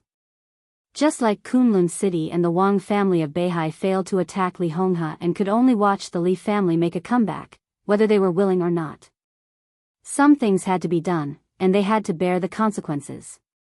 And the price Dongqing Wudi needed to pay could only come from the Border Control Corps. He was now the executive minister of the army headquarters of Zhongzhou State and still the commander of the Border Control Corps. This part-time job must be given away, but giving up this position did not mean that the Dongqing clan was willing to give up the dominance of the Border Control Corps. With Dongqing Wudi's foundation and prestige in the Border Control Corps, in a short time, even if all the 4 commanders of the Border Control Corps were removed, the new commander could not quickly establish his own team. By the time the new commander established his authority, Dongqing Wudi had already established his own order in the military. The Wang family of Beihai was extremely enthusiastic about the position of the Border Control Corps. If the Dongqing clan made a deal with the Wang family of Beihai, under normal circumstances, it would not be a one-off deal at all. At least for a few years, it would involve many subtle balances and compromises. That was under normal circumstances. But if Dongqing Wudi risked universal condemnation and broke the rules, the price he had to pay might be the control of the entire Border Control Corps, or at least most of it. What he gave up was more than most of the control. There were also nearly 600,000 soldiers who worshipped him like a god. If the morale of the Border Control Corps was unstable, it would become a national affair. And from the bottom of his heart, Dongqing Wudi did not want to experience the guilt and entanglement of giving up nearly 600,000 troops. Give up? How could he? But if he didn't give up, would he watch Li Tianlan be besieged in the final maneuver? If Li Tianlan died in the final maneuver, not to mention what would happen to Kunlun City and the Wang family of Beihai, the relationship between him and Bai Qingxian would come to an end. At that time, the poor woman who had made Dongqing Wudi feel guilty for many years would definitely take revenge on the Dongqing clan at all costs. The Bai family and the Dongqing clan parted ways, the giant group split, and the family was separated. This was a family affair. How could there be absolute fairness and justice between families and countries? Dongqing Wudi was lost in thought. This was a choice between family and country, and it was also the entanglement between the responsibility of a husband and the vocation of a soldier. If you had known this, why did you do it? Bai Qingzhao suddenly said. Her tone was light, without sarcasm, anger, or any emotion, as if she were saying a fact similar to 1 + 1 = 2. He really didn't mean to mock the Dongqing clan. The Dongqing clan was not the only one who tried to change. That year, when all the plans started, Dongqing Hanguang and Dongqing Wudi were present. His father, Bai Zhanfang, was present, and so was Bai Qingzhao himself. They were all in the game. It was just that this game of chess had been played for more than 20 years. For the Li family, it was just the beginning, but for them, it had already entered the end stage. From the middle stage to the end stage, the final maneuver was the key of the key.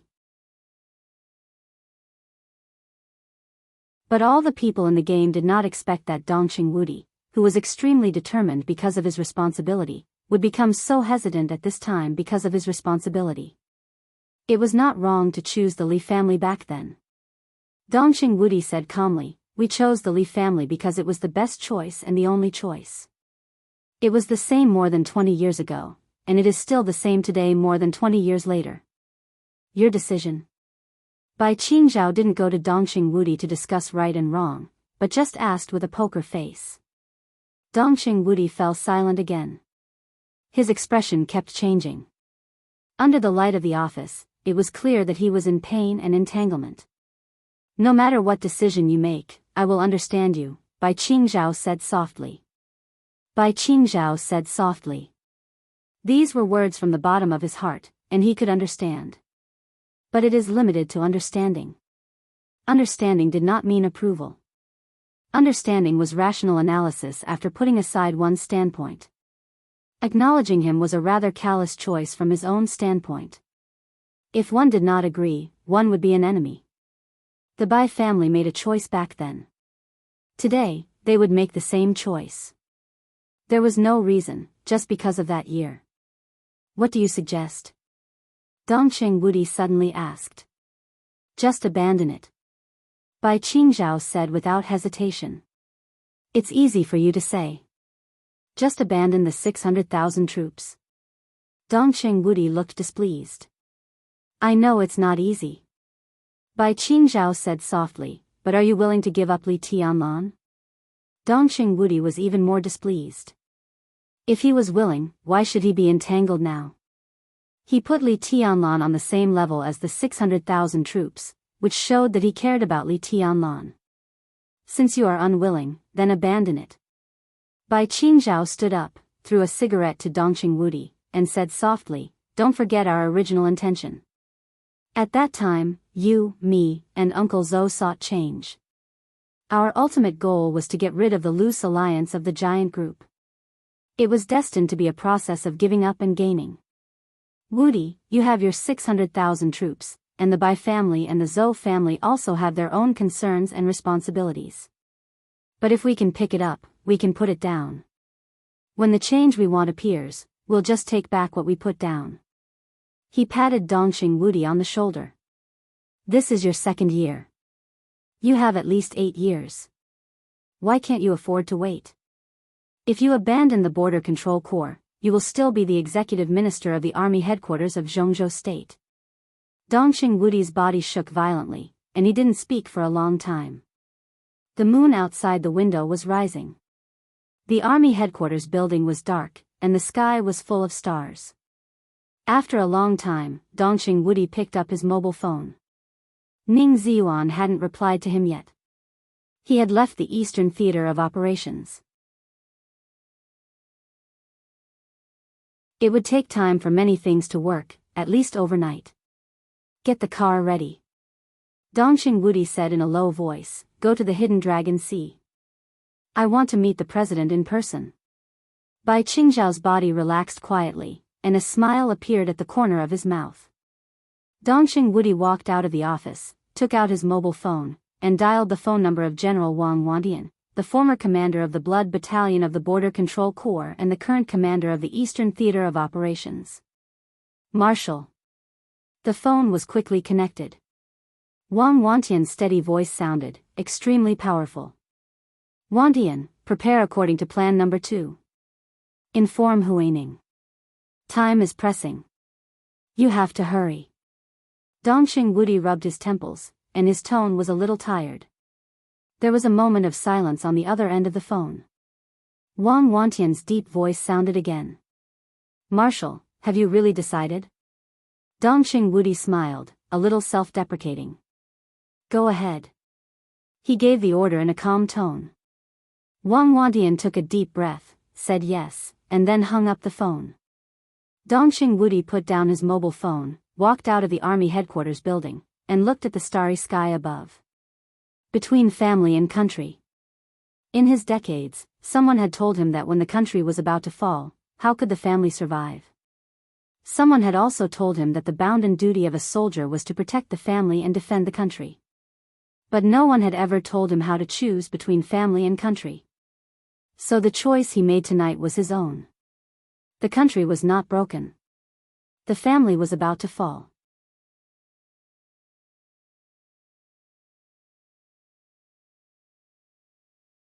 Chapter 355. There is a chapter called Between Families and Countries before this. It's very important. Don't miss it.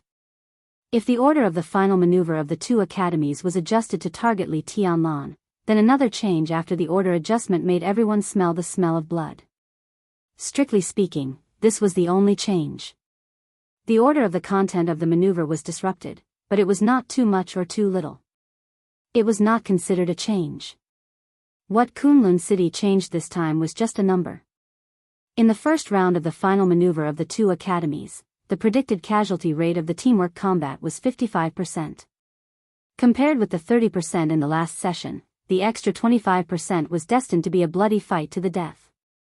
Allowing more than half of the casualty rate was tantamount to Kunlun City telling everyone that they could be ruthless in teamwork combat without worrying about everything. It also foreshadowed Wang Xingxiao and Gu Hanshan to be ruthless to Li Tianlan. The heavenly son of Zhongzhou State, the heir of the Li family, the first person of the young generation, in the maneuver, if they were unlucky, they might become part of the 55% casualty rate. Li Tianlan could clearly feel the gloomy smell of blood and killing intent behind the fluctuation of this index. Because of this, he asked Dongqing Rushi and Du Hanin to abstain and chose to face everyone by himself. Li Tianlan and Dongqing Rushi could no longer talk about implicating each other. But there was no doubt that if she really accompanied Li Tianlan to the battlefield, Wang Xingxiao and Gu Hanshan would definitely kill her. A daughter of the Dongqing clan who had no position was worth winning over by anyone, but once she took a clear side, she would be an enemy. In the maneuver that seemed to be absolutely fair, there was no need to talk nonsense in the face of the enemy. Li Tianlan didn't think he would lose in the maneuver. But at the critical moment, it was really difficult for him to guarantee that he could take care of the people around him. Whether it was for Dongqing Rushi herself or because of his relationship with the Dongqing clan, Li Tianlan didn't want any accident to happen to Dongqing Rushi. It was late at night when he persuaded Dongqing Rushi, which was the early morning of July 23rd. That afternoon, Li Tianlan and Dongqing Rushi appeared in the Sky Academy. Before preparing to attend the symposium held by Gu Xingyun, Li Tianlan went to the ward of Li Beidian and others. Li Beidian, Su Chu, and Ning Qiancheng. The three of them were real brothers in hardship. They lay side by side on the bed, looking gloomy. Du Hanin, Yu Qingyan, and Yi Huayu stood in the ward helplessly. The atmosphere was so oppressive that it almost froze. When Li Tianlan and Dongqing Rushi walked in, they just looked at him. The atmosphere became even more oppressive. What happened? Li Tianlan raised his eyebrows. Ning Qiancheng, who was closest to the door, glanced at him and shook his head with a bitter smile. He did not speak. Li Tianlan glanced around and fixed his eyes on Du Hanin. Du Hanin calmly waved a document in her hand. It was information about the contents of the maneuver. The symposium held by Gu Xingyun would officially begin in less than 2 hours. At noon, all the people who were eligible to be invited received this information. The corner of Li Tianlan's mouth moved, and he was about to speak. Damn! Li Beidian suddenly said, I'm participating in the team battle and the maneuver. Su Chu and Ning Qiancheng raised their eyebrows. Just when they were about to say that they would go regardless of the consequences, Li Tianlan interrupted them with a smile. It's useful for you to go with your current injury. At least you can get rid of a few cannon fodders. Then I'll drag you away and finally lose without knowing why. Is this the result you want? Li Beidian gritted his teeth. He should not have been so seriously injured in the battle with Gu Yulan.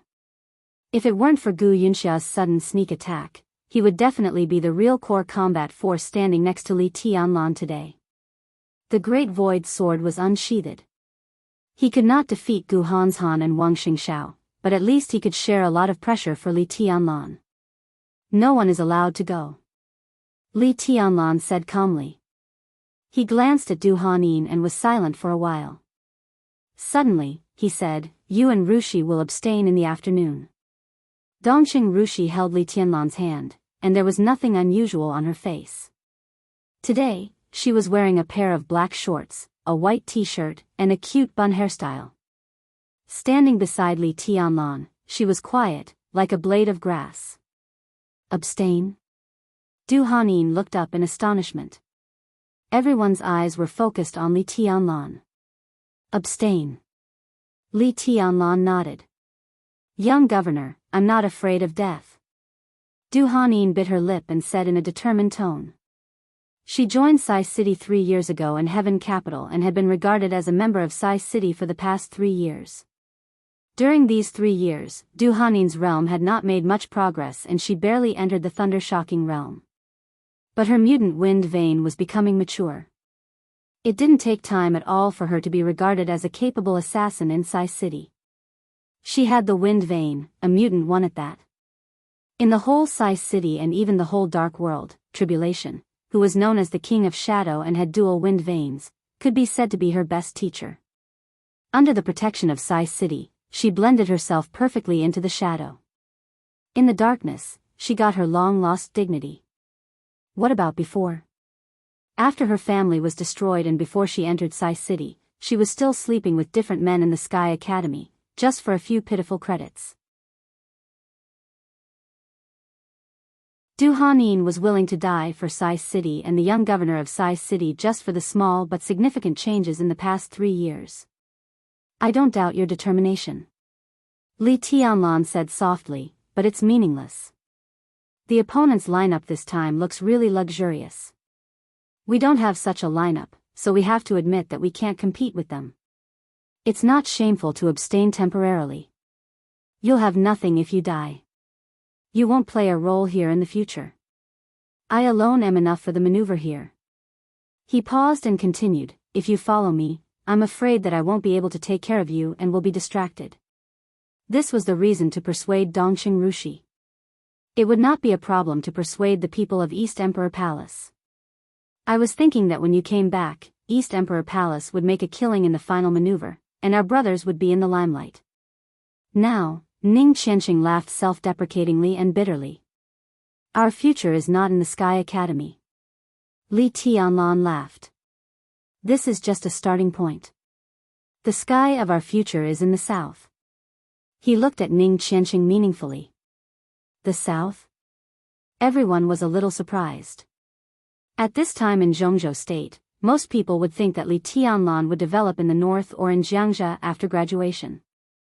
Situ Cangyue, the governor of Sai City, used the national weapon Setting Sun to seriously injure Gu Xingyun.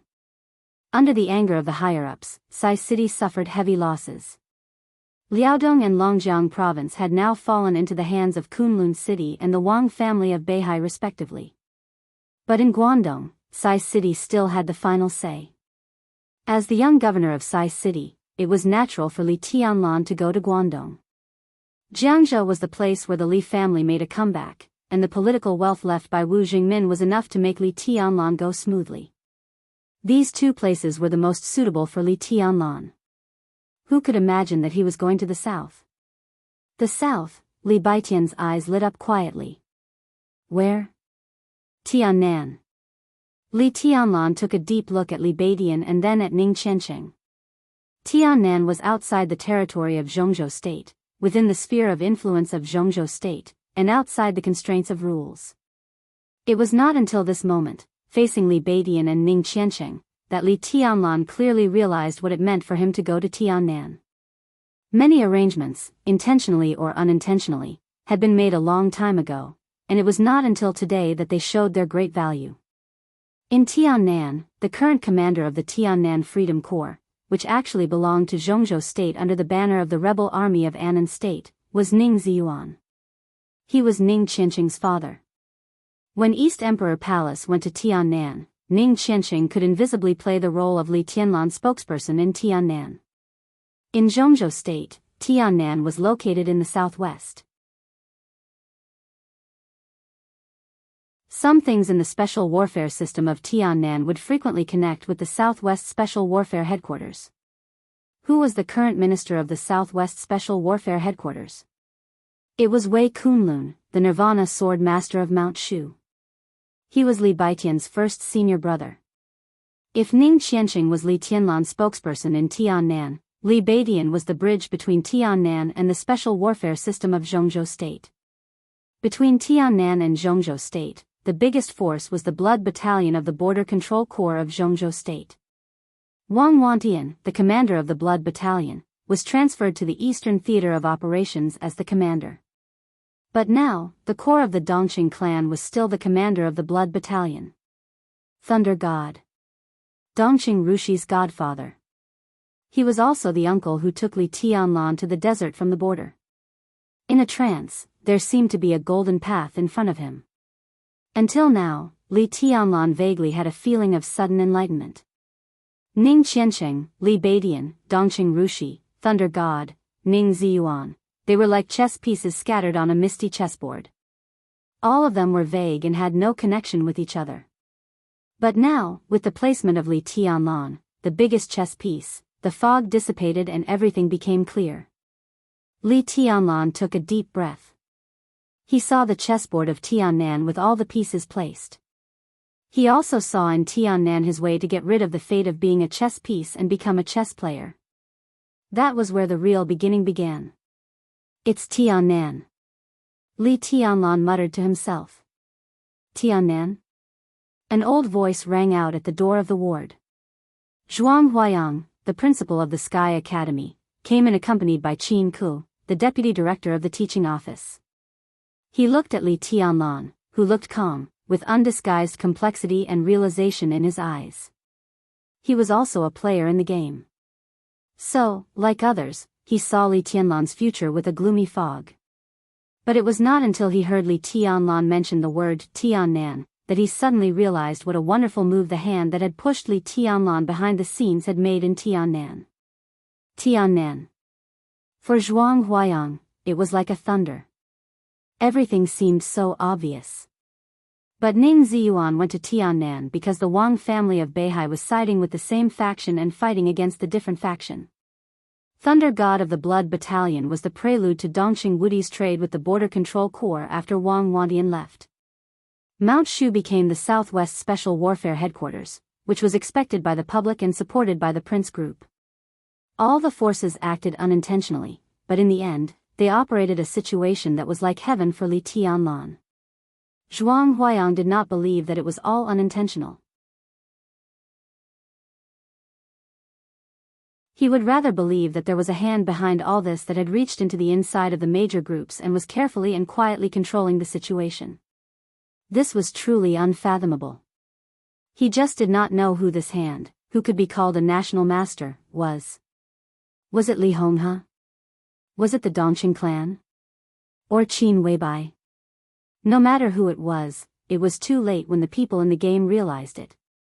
The Li family, a big dragon that had been trapped on the chessboard for more than 20 years, had been completely revived in silence.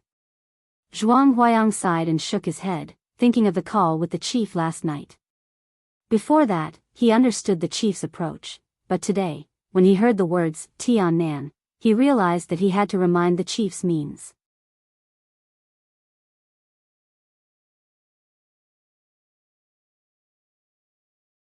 Chapter 356. Li Tianlan glanced at Zhuang Huayang. His eyes were calm, so calm that there was some politeness in them. It's Tiannan, he said softly. Zhuang Huayang was speechless for a while. It was too late to say anything now. The Special Warfare Headquarters was established, Ning Ziyuan was transferred, and the Blood Legion completed the handover. Under such circumstances, Li Tianlan's trip to Tiannan was really like turning into a dragon when encountering a storm. Zhuang Huayang was convinced, and he even had some awe for the person behind the scenes. To gather the general trend of Zhongzhou State in Tiannan, such a technique was truly grand and exquisite to the extreme. When the storm in Zhongzhou State was unstable, he calmly placed a chess piece in Tiannan. It seemed a little unreasonable, but he suddenly revitalized the whole chessboard. What convinced Zhuang Huayang the most was that there was no sign of any deliberate action at all. Naturally, several major forces operated at the same time, and they had inadvertently created such a situation that no one had expected. After the Yuzhou conference, the Li family made a comeback. Everyone's eyes were focused on the northeast and southeast. Some people were guarding against the Li family, and some were counting their gains. The situation in Tiannan was obvious, but because everything seemed so natural, no one had realized it yet. The easiest to overlook was often the most obvious. For example, the sunlight during the day. For example, the starry night sky. Zhuang Huayang didn't know how much preparation the person behind the scenes had made for such a wonderful technique. But if this person hadn't been clear about the situation in Zhongzhou State, there would have been no such effect as today's thunder and silence. When did all of this start? Zhuang Huayang pondered silently. The general trend of Tiannan and the changes of several sensitive positions were the result of the internal operations of the Wang family of Beihai, the Prince Group, and the Giant Group. The Yuzhou Conference, Linfen and the Northeast had indeed attracted everyone's attention. Thus, for the time being, no one had noticed Tiannan. This didn't seem hard to understand, but it was also hard to understand. After all, Li Tianlan was here. He was a rare martial arts genius in Zhongzhou State for decades. Li Tianlan could be said to be the most central figure in all these changes. How could he be ignored? To anyone, ignoring such a martial arts genius, ignore? Zhuang Huayang's brain suddenly became a little sluggish. He looked at Li Tianlan's calm face. While thinking, Zhuang Huayang's back was covered in cold sweat. Ignore Li Tianlan? No one would be so stupid. Even if there were in the past, there wouldn't be a second time after their return. Zhuang Huayang had never ignored Li Tianlan. He was a martial arts prodigy, but it was not until this moment that he suddenly realized that Li Tianlan was only a martial arts genius in his mind. That was the only impression he had. Li Tianlan had done a lot, but he seemed to have done nothing. With his strength and status, there was nothing he could do now. In the final battle of Heaven Capital, he was a pawn of Zhongzhou State. In the process of the Li family returning to the peak, he was like a pawn of the Li family. He was so pure, so clear-headed, and had always been silently improving his strength. He really didn't consider anything, or at least he didn't show it. Why did the Li family suddenly collapse back then? Did the Wang family of Beihai do something secretly? What resources did Kunlun City use in the plan back then? Would these resources be clues? What was the truth behind Li Guangtu's treason? From the beginning to the end, Li Tianlan didn't even care about this series of questions that he had to consider in his position. He knew nothing about the past and didn't explore it. Instead, he focused purely on improving his strength, waiting for the opportunity to take the first step. He was too obvious. So much so that it even became his label in people's eyes. Zhuang Huayang finally knew why the powerful Wang family of Beihai and the delicate Kunlun City ignored Tiannan. Their eyes were indeed on the northeast and Jiangxia, but also on Li Tianlan. Li Tianlan showed that he just wanted to improve his strength. And what they paid attention to was Li Tianlan himself. So that in the end, Tiannan, such a huge omission was formed. Zhuang Huayang's heart was a little cold. He didn't know whether Li Tianlan did all this intentionally or unintentionally. If the answer was intentional, he was willing to use himself as a chess piece and use the purest way to attract everyone's attention. How scheming was he to be so dormant? The corners of Zhuang Huayang's mouth kept trembling. At this moment, he wanted to say a lot, but he didn't know why he couldn't say anything. It's almost time. Li Tianlan looked down at his watch. It was 2:20 in the afternoon. Gu Xingyun's symposium was held at 3:00 in the conference room of the Sky Academy, about 15 minutes away from here. He nodded to Zhuang Huayang, then looked at Dongqing Rushi and Du Hanyin, and said calmly, "Let's go." Tianlan. Zhuang Huayang took a deep breath and suddenly shouted. Li Tianlan turned to look at him. What's your plan? When he asked this, Zhuang Huayang's tone was a little bitter. The final maneuver of the two academies was a grand event of the special warfare system of Zhongzhou State. Kunlun City had the greatest dominance. But as the current ruling group of Zhongzhou State, if the academics insisted on standing as an ally, even if it couldn't change the order of the maneuver, it could at least fight for more living space for Li Tianlan and let him see the sincerity of the academics. But the chief didn't do so. Instead, he chose silence and acquiescence. Li Tianlan was still an ally of the academics.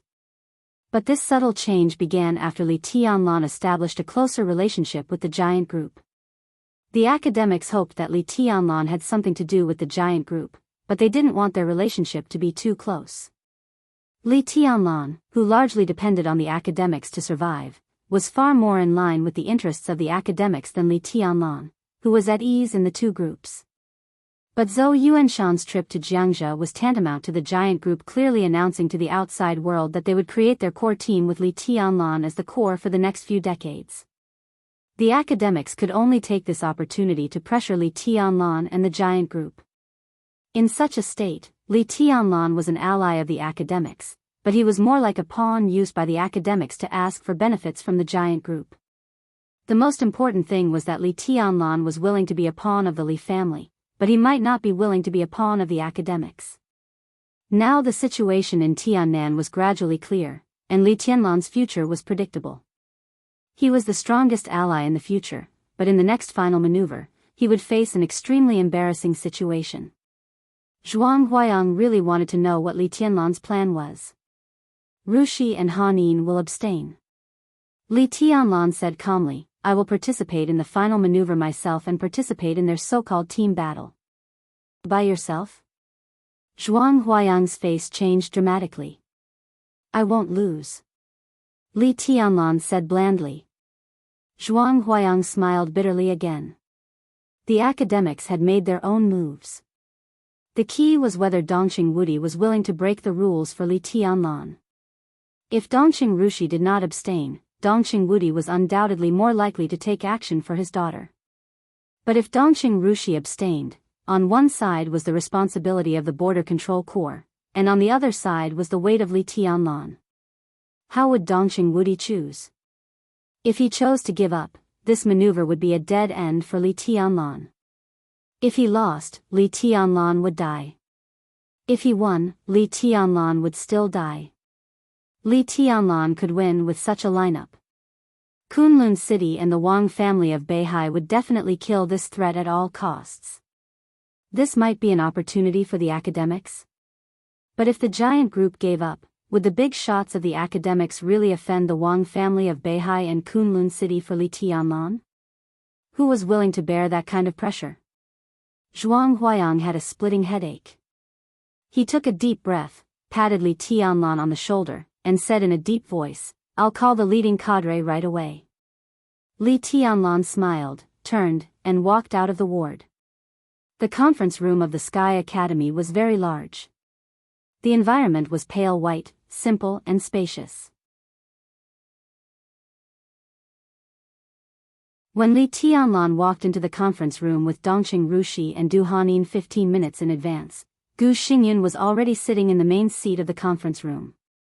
Gu Qianchuan, who used to serve as a real marshal in Zhongzhou State and now became a nominal title with the disbandment of the Snowdance Corps, stood quietly beside Gu Xingyun with an indifferent expression. The fresh sunshine after the rain gently sprinkled into the main seat of the conference room. The two invincible realm experts of Zhongzhou State stood and bathed in the sunshine, as if they were wearing a layer of golden clothes. There were already many figures in the conference room. Gu Xingyun's symposium was held by the top young people in the two academies. To be exact, they were high-level people who had a clear team and served as the core figures in their respective teams, or the individual immortals with great personal strength. Li Tianlan had read the information. This time, there were about 30 forces in the two academies, and the total number of people was about 750. Under normal circumstances, this should be the total number of people in the team cooperation maneuver. There were lunatics who participated in the team maneuver to save their lives, but there were not many in previous years. In the final maneuver, where the casualty rate was at least 30%, an individual facing a team was tantamount to courting death, or it was tantamount to giving credits to others. According to the rules of the two academies, the final maneuver of the two academies was important, but credits were more important. Therefore, the maneuver seemed to be a contest of force, but the tricks in it also tested a person's mind. Every student would consider how to make use of their strengths to make up for their weaknesses and strive for the most credits to improve their ranking. As soon as Li Tianlan and the other two walked into the conference room, almost everyone's eyes were focused on them. Most people's eyes were a little strange. Wang Xingxiao and Song Ci sat in the middle. Seeing Li Tianlan come in, Wang Xingxiao waved his hand with a smile as a greeting, looking very friendly. Gu Hanzhan, the young master of Kunlun City, and Gu Yulan, the last disciple of Gu Qianchuan, sat together. They were almost next to Wang Xingxiao and Song Ci. Gu Yulan, whose face was still a little pale, was still wearing a mask. She snuggled up to Gu Hanzhan like a little bird. Jiang Shangyu sat on the other side of Gu Hanzhan. Before Li Tianlan came in, several super experts of the young generation of Zhongzhou State had been whispering together. What they said did not matter at all. What mattered was that the signal they gave was clear enough, and that was enough. Li Tianlan was expressionless. He picked a chair at random and sat down, quietly waiting for the meeting to begin. Time passed slowly. At 3:00 sharp, the bell rang in the office.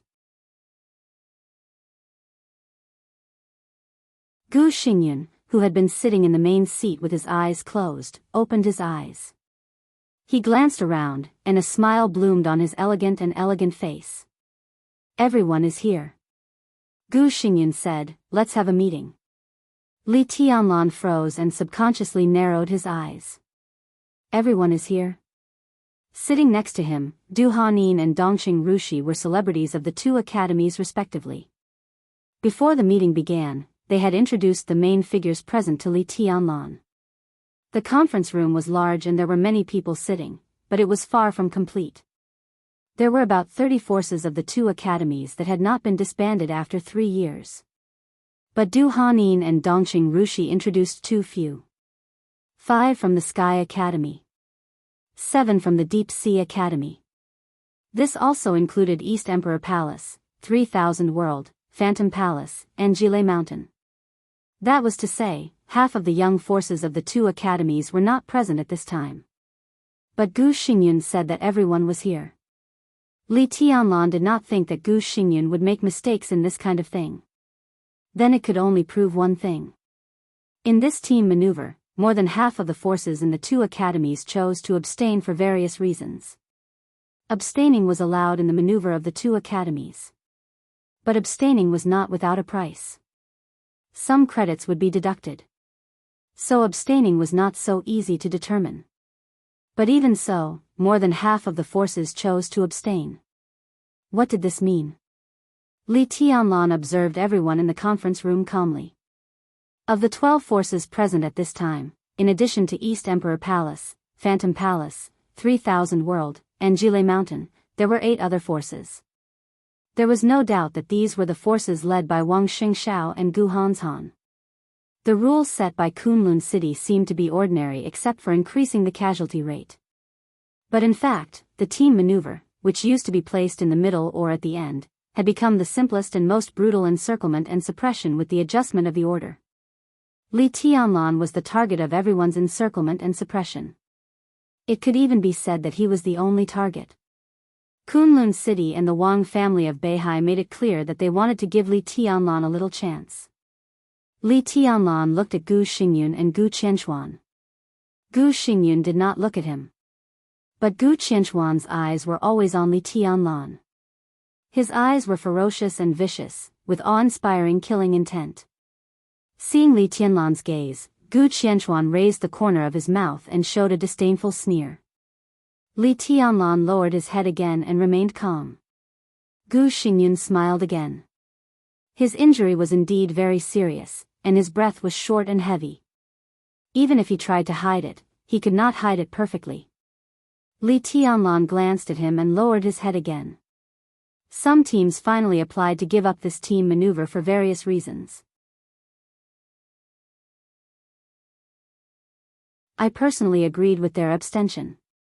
So the team combat on the first day of the maneuver is probably everyone here and your team. Gu Xingyun took a deep breath and continued, this year's team maneuver is special. After careful consideration, Kunlun City decided to increase the casualty rate of this maneuver. But correspondingly, the credits obtained will also increase accordingly. The casualty rate will increase by 20%, and the credits will be increased by 50% according to the previous standard. Such a result is destined to make the competition between you very fierce. I'll ask you again formally. Is there anyone here who wants to withdraw from the maneuver? There was silence. In the silence, a clear voice sounded. I abstain. Huh? What? There was an uproar. Everyone turned to look at Dongqing Rushi, their eyes full of incredible emotions. Dongqing Rushi, Li Tianlan's fiancé, abstained? Did Li Tianlan fall out with the giant group? Gu Xingyun was also stunned, and he didn't even hide the surprise in his eyes. Dongqing Rushi's withdrawal meant that the giant group was less likely to intervene in this maneuver. He had no reason not to be surprised. Dongqing, are you sure? Gu Xingyun asked, trying to make his voice soft. Dongqing Rushi glanced at Gu Xingyun, nodded, stood up, and walked out directly. It seemed that she came here to announce the news. I abstain. Du Hanin also stood up and followed Dongqing Rushi out of the conference room. Everyone's brains were buzzing, and they couldn't fully understand what was going on for a while. Diagonally across from Li Tianlan, Wang Xingxiao narrowed his eyes and turned to look at Song Ci. Song Ci didn't look at Wang Xingxiao, just lowered her head. Wang Xingxiao's eyes were still gentle, but the light gradually became stern.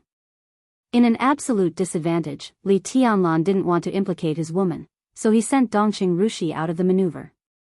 Wang Xingxiao had an absolute advantage. Why would he let his woman take the risk? He looked at Song Ci without blinking. Thus, while everyone was still in a state of shock, another unexpected voice rang out. I abstain. Song Ci gritted her teeth, and her voice was a little helpless. She glared at Wang Xingxiao. Wang Xingxiao smiled and touched Song Ci's hair. This was a man's war. Li Tianlan didn't want his woman to take the risk. As the heir of the Wang family of Beihai, he naturally had no reason to lose to Li Tianlan in this kind of courage. Everyone's eyes began to shift and finally fell on Gu Hanshan. This team maneuver was destined to be a life-and-death fight. Both Li Tianlan and Wang Xingxiao sent their women out of the maneuver to give them safety. What about Gu Hanshan? The muscles on Gu Hanshan's face twitched fiercely. He was expressionless and said nothing. Gu Yulan meant Gu Hanshan, so she also said nothing. In the silence, Li Tianlan and Wang Xingxiao's eyes seemed to meet for a moment, intentionally or unintentionally. Both of them saw a trace of mockery in each other's eyes. Anyone else wants to quit? Gu Xingyun asked. No one spoke. This time, everyone chose to stay. Gu Xingyun looked at Gu Hanshan, and an obscure light flashed in his eyes. His tone was still calm. Very well, since you accept the maneuver, I will introduce the rules. I will tell you the specific tasks of the maneuver the day before the maneuver. Everyone, although your competition is very fierce, I still hope that if possible, you will try to be merciful to your opponents, because they are not enemies. This is just a maneuver. From his standpoint, this was what he had to say for the sake of the situation. The sake of the situation was nonsense. It also included the so-called rules that Gu Xingyun explained. In fact, today, Gu Hanshan and Wang Xingxiao sat together, which was the most important practical content. The actual content didn't need to be said. It was already here. This was to put pressure on Li Tianlan, and it was also to strengthen the confidence of other young forces that followed the Wang family of Beihai and Kunlun City. This was the real meaning. Li Tianlan quietly listened to Gu Xinyan's nonsense. He felt a little bored. The nonsense was unexpectedly long. The meeting started at 3:00, and Gu Xingyan talked until 4:30. No one had a problem with such maneuver rules. So Gu Xingyan announced the end of the meeting. The young elites who participated in the meeting left one after another. Before leaving, everyone glanced at Li Tianlan with meaningful eyes. Li Tianlan sat in his seat alone. He was truly a loner. He was surrounded by bone-chilling hostility from all directions. He suddenly smiled and glanced at Gu Xingyan again. Then he got up and was about to leave. "Stop." A voice suddenly sounded behind him, calm and confident, almost like an order. Li Tianlan calmly turned around. "What's the matter?" he asked, narrowing his eyes. Gu Hanshan, who had never communicated with Li Tianlan, walked to Li Tianlan. He looked at Li Tianlan's eyes carefully. The two looked at each other. "What do you think is more important, survival or glory?" Gu Hanshan suddenly said, "If it were you, which one do you value most?"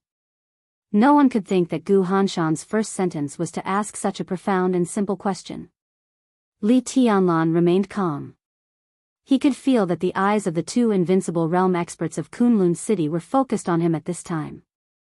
He suddenly smiled and said calmly, "The most important thing is the enemy. I think the master and the servant are the most important." There was a faint but extremely dangerous smile on Gu Hanshan's face. His face was ordinary, but at this time, it had an indescribable strength. "I'm willing to give you a chance. You be my dog, and I can give you the right to survive and the opportunity to gnaw on bones. How about that?" Gu Hanshan's tone was very generous and generous. "Don't be ungrateful." He whispered unhurriedly, "If you want to live, this is your last chance. If you don't want the face I'm giving you, I promise you will regret it."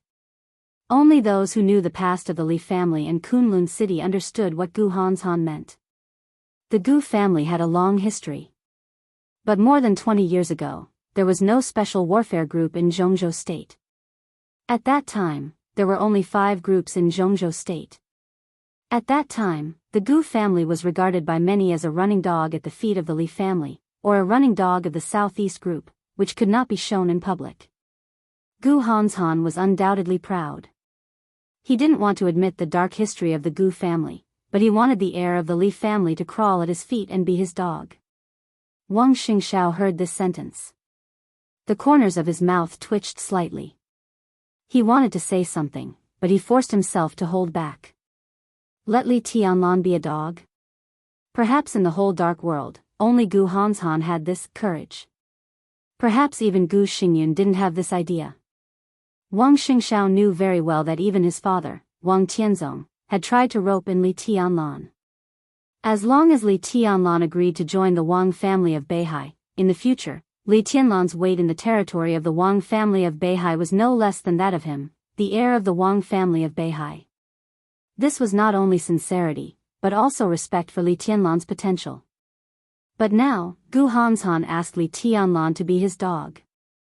Such courage was really cute. Li Tianlan's expression did not change. He looked at Gu Hanshan and directly said what Wang Xingxiao wanted to say. "Are you an idiot?" He looked at Gu Hanshan and asked very seriously. "What did you say?" Gu Hanshan's face was cold. "I said you're an idiot." Li Tianlan chuckled. "Is the young master of Kunlun City that great? Do you really think you're a big shot? You're courting death by offending me like this." Gu Hanshan laughed gloomily, and his eyes were cold. "I really don't think you're a big shot." Li Tianlan said blandly, "In a dangerous situation, I will keep my woman away from danger, and Wang Xingxiao will also keep his woman away from danger. What about you?" He looked at Gu Yulan and said mockingly, "In a dangerous situation, in your eyes, your woman may just be a character who can create traps for the enemy. She hasn't recovered yet, right? Based on this alone, you're far inferior to me and Wang Xingxiao. When we climb the martial arts, we cultivate the sword energy and condense the sword intent. We're born as human beings with no breadth of mind and bearing. So what if you have 10 heavenly king hearts? You're just a useless person. Gu Hanshan's face did not change at all, but his tone became colder. Very good, very good. Li Tianlan smiled. What he said was actually the truth. When he entered the secular world 3 years ago, he valued Gu Hanshan, who had the heavenly king heart, because the other party's realm was much higher than his. But in terms of martial arts, he really didn't think much of the heir of Kunlun City. The Gu family used to be a low-key dog. After overthrowing the Li family, it became the war god clan of Zhongzhou State. Its rise and fall of honor and disgrace were straight up and down. In terms of foundation, it was a real upstart. Gu Hanshan's status was very high, but he didn't want to forget the shame of being a dog of the Li family, at least not far enough for him to forget. In such a state, he had the heavenly king heart, but there must be something wrong with his state of mind. In Li Tianlan's eyes, if he had to count his future opponents among the young generation of Zhongzhou State, even Jiang Shangyu ranked ahead of Gu Hanshan, not to mention Wang Xingxiao. It's not a good thing for young people to be arrogant. Gu Xingyun's voice suddenly sounded. He walked over slowly and looked at Li Tianlan with a faint smile. Tianlan, no one will doubt your potential. But potential is not equal to combat capability. I've seen many geniuses with amazing potential but died young. Li Tianlan said calmly, Your Highness is experienced and knowledgeable. No wonder you can cultivate such an excellent heir. I admire you. Gu Xingyun was not angry at all. His smile became more elegant and warm. Hanshan is young and has many shortcomings, but it doesn't matter. But he's right about one thing. It's really important to know how to adapt to circumstances and appreciate favors. In this respect, you're not good enough. Do I have to be a dog for him if I do well? Li Tianlan laughed. He suddenly thought of something. I heard that a strong man once killed an invincible realm expert of Kunlun City for a dog. I don't know if it's true. Gu Xingyun's smile slowly faded. He looked at Li Tianlan and said expressionlessly, Tianlan, are you humiliating Kunlun City? I don't dare. Li Tianlan laughed. I just asked casually. I don't need you to remind me of anything in a strange way. Gu Xingyun said indifferently, the Gu family did live under someone else's roof, but it was just a necessary forbearance. The final winner was us. As for the Li family, no matter how glorious it was destroyed. He took a step closer to Li Tianlan and chuckled, but his voice was extremely cold. I can tell you clearly. As long as I'm alive, the Li family can't rise again. You don't want to be a dog? Very well, then be a nonentity for a lifetime. He paused, his voice getting lower and lower, and he chuckled. How is the old dog Li Honghe now? If Situ Tsangyue hadn't stopped me, your grandfather would have died long ago. But it doesn't matter. Last time I let him fall from the invincible realm, which is equivalent to knocking out his dog teeth. When I recover, I'll go to Lin and again and break his dog legs. It's not difficult to kill him. Li Tianlan looked at Gu Xingyun quietly. There was no anger, no panic. There was only pure emotion in his eyes. I won't let it go. He suddenly laughed. In front of Gu Xingyun, he bent down and took off his shoes and socks.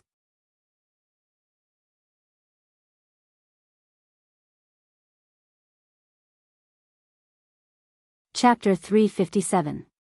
Many people knew that Gu Xingyun had a mansion beyond many people's imagination on Winter Mountain, called the Purple Gold Pavilion, which was jokingly called the Huading branch of Kunlun City. There was no branch in Kunlun City. The name didn't sound official at all. In fact, it was the highest power center of the Special Warfare Agency of Zhongzhou State. The Special Warfare Headquarters in various regions of Zhongzhou State, the Special Operations Bureaus in various provinces, and the various secret service agencies that had no clear scope of responsibility but always played their role were all directly under Kunlun City. Therefore, Kunlun City didn't need the so-called branch. If there was a branch, it would be the Huading Special Operations Bureau. However, it was also well known that Gu Xingyan preferred the Purple Gold Pavilion. The Purple Gold Pavilion was located on the mountainside of Winter Mountain, covering an area of nearly 300 acres. There were only a few dozen villas built by famous masters scattered on the edge, surrounding the 6-story Purple Gold Pavilion in the center. In terms of feng shui, it was a standard blessed land for hiding wind, water, and gathering qi. The layers were clear and natural. Coupled with the artificial layout, it seemed that this place could enjoy the luck of Winter Mountain. Gu Xingyan believed in fate, so every time he came to Huading, he would live in the Purple Gold Pavilion. Even when he held meetings and issued orders to the Southeast Special Warfare Agency, if he was in Huading, he would also set the meeting place here. This place was different from the turbulent Yuzhou and the snowy Kunlun. Standing here and looking at Huading, there was only an infinite expanse. Therefore, Gu Xingyan had always regarded the Purple Gold Pavilion as his own blessed land. It was already 10:00 in the evening when Gu Xingyan returned to the Purple Gold Pavilion from the Sky Academy. The Sky Academy held a banquet that was neither serious nor relaxing. After the banquet ended, Gu Xingyan went straight back to the Purple Gold Pavilion. Li Qingqing was sitting in the hall playing chess with herself. The soft crystal lamp in the hall was on. Under the light, the girl staring at the chessboard attentively was picturesque. Her beauty was like a spring rain. She wasn't violent or abrupt. She was natural, elegant, and gentle. She was usually imprinted in the depths of a person's soul without making a sound. Seeing Gu Xingyan coming in, Li Qingqing raised her head and subconsciously stood up and called, "Dad. Make 2 cups of tea." Gu Xingyan ordered calmly and casually sat on the sofa. Li Qingqing nodded meekly and turned to leave. Gu Qianchuan sat opposite to Gu Xingyan. He looked down at Li Qingqing's self-entertaining chess game and said with a smile, "Qingqing is very smart. In the next few years, when you recuperate, carve it carefully." After a few years, it may not be worse than today's Song Ci. It should be promising in the future. Gu Xingyan was also looking at the chess game in front of him, but his mind was completely elsewhere. Kunlun City did not have the almost extravagant and endless resources of the Wang family of Beihai, so everyone in Kunlun City was working hard to enhance their strength. Moreover, Li Qingqing was not as favored as Wang Yuetong in the Wang family of Beihai, so her martial arts practice was very hard. Now, at the age of 20, she had entered the stabilization period of the fire-flaming realm with a solid foundation. With her talent, although she did not have the wind and thunder veins and the heavenly king heart, she still had a chance to enter the thunder-shocking realm within 3 or 4 years if she cultivated diligently. A master of the thunder-shocking realm at the age of 24 or 25, and a young and stunning woman at that, if not unparalleled, was at least rare. "We'll see." Gu Xingyan thought for a while and said indifferently, "It's a pity to waste such a talent." Gu Qianchuan insisted intentionally or unintentionally, not stingy with his evaluation of Li Qingqing. Gu Xingyan lowered his head, and his eyes were a little complicated. Seeing such an excellent daughter, there was no relief in his eyes, only complexity. This was the daughter he and Li Shi gave birth to. Gu Xingyan was convinced that this was his biological daughter. But he did not like her at all. Every time he saw the mother and daughter, Gu Xingyan would always think of some old things that he did not want to remember at all. "You don't like her?" Gu Qianchuan asked a nonsense question. Gu Xingyan glanced at him and did not speak. Gu Qianchuan smiled and whispered, "If you really don't like her, it's better to leave her in Huading, Purple Gold Pavilion. It's okay to give her to Qingqing as a dowry." "What do you mean?" Gu Xingyan reached out to tidy up the chessboard. His tone was a little colder, but it was not aimed at Gu Qianchuan. Gu Qianchuan was also tidying up the chessboard. He clearly held the white chess piece, but he violated the rules by putting a piece on the chessboard first. He said flatly, "Whatever you want to mean, it means what it means." There was Li Shi in those years. Why can't there be Qingqing today? Our Phoenix Pavilion is prepared for Qingqing, isn't it? What are you hesitating for? He chuckled, playing with the chess piece in his hand, and continued, history will repeat, and the past will be reincarnated. Throughout history, there are many examples of people losing their country because of women. Who can tell whether it is because of the sword or because of women that our Kunlun city can have today? Snap! Gu Xingyun crushed several chess pieces in his hand without expression. His face was cold. Gu Qianchuan smiled. His relationship with Gu Xingyun had not been harmonious. Naturally, he did not care about Gu Xingyun's feelings. Moreover, Gu Xingyun was seriously injured, so he was not afraid that Gu Xingyun would suddenly attack him. The chess pieces slipped from Gu Xingyun's hand. Gu Qianchuan said flatly, just take it that you let me have a few glances. Gu Xingyun took a deep breath and slowly placed a chess piece. He said indifferently, what's the use of Qingqing staying in Huading? Li Tianlan? Li Tianlan can't survive this maneuver. Gu Qianchuan shook his head. We don't have to waste resources on him. He is really amazing. Under normal circumstances, Qingqing is the most suitable for him. But now the general trend has been formed, and he is just an ant that will be crushed by the general trend. If Qingqing really wants to get close to him, I won't let her stay in Huading, but go to Jiangxia or Guangdong. He raised his head, looked at Gu Xingyun, who was thoughtful, and said with a smile, Huading means a lot to the Wang family of Beihai. The Wang family of Beihai, the Wang family of Beihai. Gu Xingyun raised his eyelids. Wang Xingshao. Wang Xingshao. The hall suddenly quieted down. The silence was a little depressing. Gu Xingyun seemed to be hesitating and thinking. After a long time, he placed a chess piece and slowly said, it's not the right time. Let's wait for a few years. Gu Qianchuan slightly raised his eyebrows and did not understand Gu Xingyun's meaning for a while. He thought for a while, then his face changed and he slowly said, you don't think Wang Tianzong and Wang Xingshao are good? A few years was a delicate period, which suddenly made him think of a lot. Before Gu Xingyun spoke, Gu Qianchuan had said quickly, is it because of Wang Qinglei? The internal problems of the Wang family of Beihai have been exposed more and more in recent years, mostly because of Wang Qinglei. Wang Qinglei does have a chance in the next session. Even if the Southeast group knows something, it is hard to get off. It can only push Wang Qinglei. Even Wang Tianzong does not dare to make fun of the foundation of the Southeast group, but... He hesitated and finally said, but even if Wang Qinglei is in that position, will Wang Tianzong lose? Who knows? Gu Xingyun said indifferently, at present, the Wang family of Beihai has only exposed some problems, but it has not formed the sharpest opposition. There are just signs of things. Who can see it clearly? 3 years later, everything will probably become clear. Gu Qianchuan was silent. The Wang family of Beihai seemed to be still powerful in recent years, but some internal contradictions accumulated were showing more and more obvious signs of losing control. The biggest reason was naturally Wang Qinglei. Wang Qinglei was now one of the members of the decision-making committee of Zhongzhou State and the top leader of Wuyue Province. In the early years, he was the governor of Wuyue Province.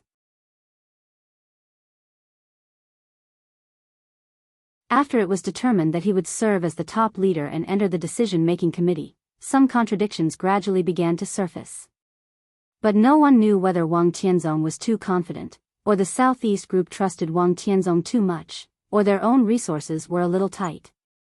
When these signs appeared, the Southeast group did not take it seriously and continued to push Wang Qinglei into the decision-making committee. In the general election 3 years later, it was almost a certainty that Wang Qinglei would take a step forward. He was young and could really attack or retreat. If he made up his mind to be well prepared, even if he could not take a step forward, it was not a big problem for him to enter the center from Wuyue. At that time, the two giants of the Southeast group who had a close relationship with Wang Tianzong would step down. If Wang Qinglei went further, he would become the new flag of the Southeast group. And he would be a very high-ranking flag figure. Even if the Southeast group was not optimistic about Wang Qinglei, he could not be replaced in that position. Even if they had to bite the bullet, for the foundation of the group, they could only choose to support Wang Qinglei. At that time, the real game between the powerful Wang Tianzong and the powerful Wang Qinglei would begin. One controlled Beihai province, and the other controlled Southeast Group. That was a game of power and force. Only at that time, the final result of the Wang family of Beihai could be seen. Gu Xingyun did not allow Li Qingxing to get close to Wang Xingxiao now, not because he was not optimistic about Wang Tianzong and his son, but because he did not know what Wang Tianzong would do in the past 3 years. It was not a good thing to get involved when everything was confusing. The internal problem of the Wang family of Beihai is one aspect. Gu Xingyun said, on the other hand, I am injured, and Qingxing must be by my side. You leave her alone in Huading? You are really bold. If Qingxing is out of control, aren't you afraid that the woman will go crazy and kill you? Gu Qianchuan's face changed, and he smiled bitterly without concealing it. Gu Qianchuan smiled bitterly. On the top of Winter Mountain. Under the starry sky, Li Tianlan, who had been sitting here watching the scenery for a long time, also hung up the phone in his hand. I can be sure. Li Tianlan whispered, the motorcade that just went in is Gu Xingyun and Gu Qianchuan. Have you really decided? Lin Yuxian sat next to Li Tianlan. Even though he knew Li Tianlan's purpose, he still felt a little strange. It's not a decision. Li Tianlan smiled and said, I told Gu Xingyun that I would not let go of what happened last time. I don't know whether he listened to me or not. Lin Yuxian's mouth twitched, and he said with difficulty, I guess he would never expect that you would be here now. I didn't expect it myself. Li Tianlan laughed and whispered, since I came back, many people have asked me how strong I am now.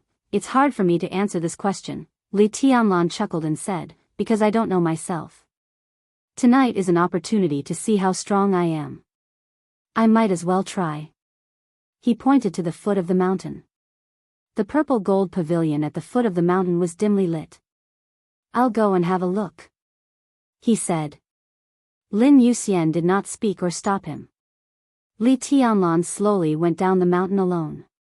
He was dressed in white and stepped on the ground barefooted. Behind him was the starry view of the entire Winter Mountain. In the night, the man in white moved straight ahead. In Lin Yuxian's sight, Li Tianlan's figure became more and more illusory, but his footsteps became more and more powerful. The top of Winter Mountain was full of starry sky. Lin Yuxian watched quietly, and his eyes gradually became dignified. Under the starry sky on the top of the mountain, Li Tianlan's figure became completely illusory in his sight. His whole person seemed to be completely integrated into the starry sky, as if he had completely disappeared, but also as if he was everywhere.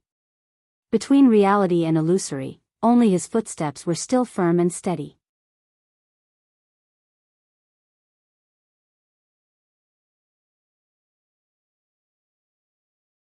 Chapter 358. The more important a thing is, the more you can't make a decision in a hurry. It's not a bad thing to be steady and slow down. Gu Xingyun played with the chess piece in his hand and said thoughtfully. He was not a talkative person, especially a person who did not like to preach. In the eyes of Zhongzhou state people, Gu Xingyun had always been an elegant and wise character. He was silent most of the time, but as long as he spoke, others often had no room to refute. Such silence was undoubtedly more powerful and more awe-inspiring than the so-called torrent of words. But it seemed that this injury had changed Gu Xingyun's mind. Recently, he had been with Gu Qianchuan. When they chatted, Gu Xingyun talked more and more. Gu Qianchuan knew what this meant. He also knew that Gu Xingyun did not like him, but he knew that Gu Xingyun could only trust himself now. He liked Li Shi. But he did not dare to trust Li Shi. In the entire Kunlun city, he was the only one with great strength and the same position as him in the general direction. Gu Xingyun did not want to see Kunlun city decline. Gu Qianchuan did not want to either. This was the bottom line. All contradictions were insignificant in the face of the bottom line. Therefore, Gu Xingyun talked so much in the past few days, which was equivalent to teaching him how to take charge of Kunlun city in a very gentle way. Gu Qianchuan did not dislike this. For the sensitivity of power, Gu Xingyan was indeed much better than him.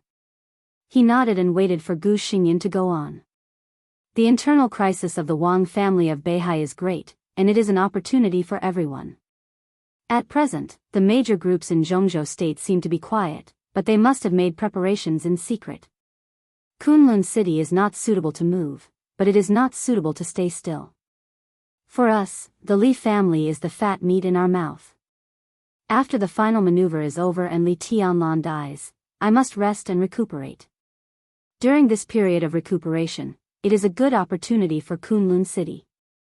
Gu Xingyan slowly put down a chess piece on the chessboard. His eyes flickered under the light, with the brilliance of countless conspiracies and thoughts. What should I do? Gu Qianchuan asked for advice seriously. Li Qingqing came over with 2 cups of tea. She placed the tea in front of the two of them. She sat in front of the coffee table and watched the two of them play chess. Her eyes were lively, but her temperament was quiet and gentle. Gu Xingyan glanced at her and said softly, "There is a change in Snow Country." Gu Qianchuan raised his eyebrows and said in a deep voice, "It's more than a change. It's a great change." The internal strife of the Polar Ground Alliance had lasted for 3 years, and now it was completely out of control. In the past 2 months, 3 powerful families in Eastern Europe had been destroyed, all of which were the backbone of the Polar Ground Alliance. 2 of them came from Snow Country. In the Dark World, which was already in chaos, all the major forces were like sharks that had smelled the smell of blood. They were all concentrating their strength on Snow Country. If there were no accidents, when the Polar Ground Alliance completely collapsed, Snow Country would also become the decisive battlefield of all the major dark forces. All he lacked now was an opportunity. The matters of the Snow Empire have nothing to do with you. Gu Xingyan said flatly, "The final battle is unlikely to happen in these days. At least it will happen after the final maneuver. When Li Tianlan dies, the Li family is bound to fall into chaos. The Samsara Palace would also be affected." No one knew what Qin Weibai would do, but this might become an opportunity for the final battle. At that time, when everyone's attention is diverted, you can go to Wiyue to contact Wang Qinglei, show some attitude, and take the opportunity to completely destroy the Li family. He took a sip of tea and said softly, "Jiangzhe is an area beyond his power. As long as we support him, he is likely to use Jiangzhe as a favor. Battle of Snow Kingdom too far, too big, let them fight. I only want to take into account the immediate benefits. As long as we successfully take down Jiangzhe, we will make a profit no matter what." Jiangsu and Zhejiang, Gu Qianchuan pondered and said, "It is not difficult to destroy the Li family, but it is not so easy to take Jiangzhe. Wu Jingmin has great influence, and Zhou Yuanshan has entered Jiangzhe. The giant group. The giant group is nothing to worry about." Gu Xingyan shook his head. The military has agreed to the final maneuver plan. Dongqing Rushi has officially abstained today, which is clear enough. This is, Gu Qianchuan raised his eyebrows. "You mean, Dongqing Wudi has given up on Li Tianlan? Is it surprising?" Gu Xingyan's tone was a little surprised. If the military wants to forcibly interfere with the final maneuver of the Sky Academy, the price they need to pay is likely to be the control of the Border Control Corps. Hundreds of thousands of troops for Li Tianlan? Is Li Tianlan so valuable? Why? Gu Qianchuan's eyes lit up, getting brighter and brighter. If Dongqing Wudi gave up on Li Tianlan, the Li family would be destroyed, and Jiangzhe was not necessary for Zhou Yuanshan to stay. Vaguely, it seemed that the situation was really good. What if Dongqing Wudi didn't give up on Li Tianlan? Or, Li Tianlan won the final maneuver? Li Qingqing suddenly said. Her voice was very light and tender. She was definitely a girl who could make anyone feel comfortable. She was light, delicate, charming, and youthful, but there was no sharpness or aggressiveness. Gu Xingyan was stunned. Then he shook his head and said calmly, "It doesn't make sense. Not to mention that he can't win. Even if he can go against the natural order in the end, he can't walk out of the Sky Academy. His eyes were a little playful. Qianchuan, even if you don't take action, Wang Tianzong will kill him. In Zhongzhou State, no one can really stop the Wang family of Beihai. Just like in this era, no one can stop Wang Tianzong. Wang Tianzong will kill Li Tianlan? Why? Li Qingqing seemed a little curious. Because he is too strong, so he has to die. If he dies in the final maneuver, it is because he is not strong enough, so he also has to die. Gu Xingyun's tone was indifferent. Li Qingqing was silent for a while, then whispered, "The chosen one is really bitter." Gu Xingyun smiled and felt that his daughter's words were really right. All living beings were bitter, and so were the chosen one. Arrogant, domineering, unscrupulous, condescending, and insufferably arrogant. Even if he was invincible in the world and had power over the court, so what? The human world had never been really relaxed and complacent. As amazing as Li Tianlan was, he also had to struggle for survival and the future of the Li family. As powerful as Wang Xingxiao was, he also had to face the next fierce game of the Wang family of Beihai. As calm as Gu Hanzhan was, he was bound to be targeted by Gu Qianchuan during the time he had to recuperate. His life would not be much better. As low-key as Jiang Shangyu, didn't he also endure and stay dormant, planning and fighting for the Jiang family to go to a higher level? The more dazzling, the lonelier, the more bitter. What a pity. Gu Xingyun whispered to himself, if Li Tianlan is really willing to bow his head, Kunlun City may give him a way to live, provided that he is really willing to bow his head. He glanced at Li Qingqing. With Li Tianlan's aptitude, if he was really willing to bow his head to Kunlun City, he was even willing to marry his daughter, who was destined to have infinite glory in the future. Such a talent was definitely worth any force to win over at a high price. Him? Gu Qianchuan sneered, and a trace of disgust flashed in his eyes. I think he is really confident to think that he is invincible among the young generation. In the team maneuver, he actually wants to go alone. He is arrogant and ignorant. Does he really think he can win? It should be. Gu Xingyun nodded and said, his confidence is not fake. Gu Qianchuan was even more unhappy. He frowned and said gloomily, since he wants to die, we don't have to be polite. The Li family is doomed. If we don't kill him, aren't we going against the natural order? Gu Xingyun did not speak. He suddenly thought of the end of today's symposium. When Li Tianlan left the conference room, he bent over and took off his shoes. At that time, Gu Xingyun felt that this action was absurd. Now that he thought about it, he still felt that it was absurd. What did he mean by taking off his shoes when he left today? Gu Qianchuan shook his head. He did not care about that young nonentity at all.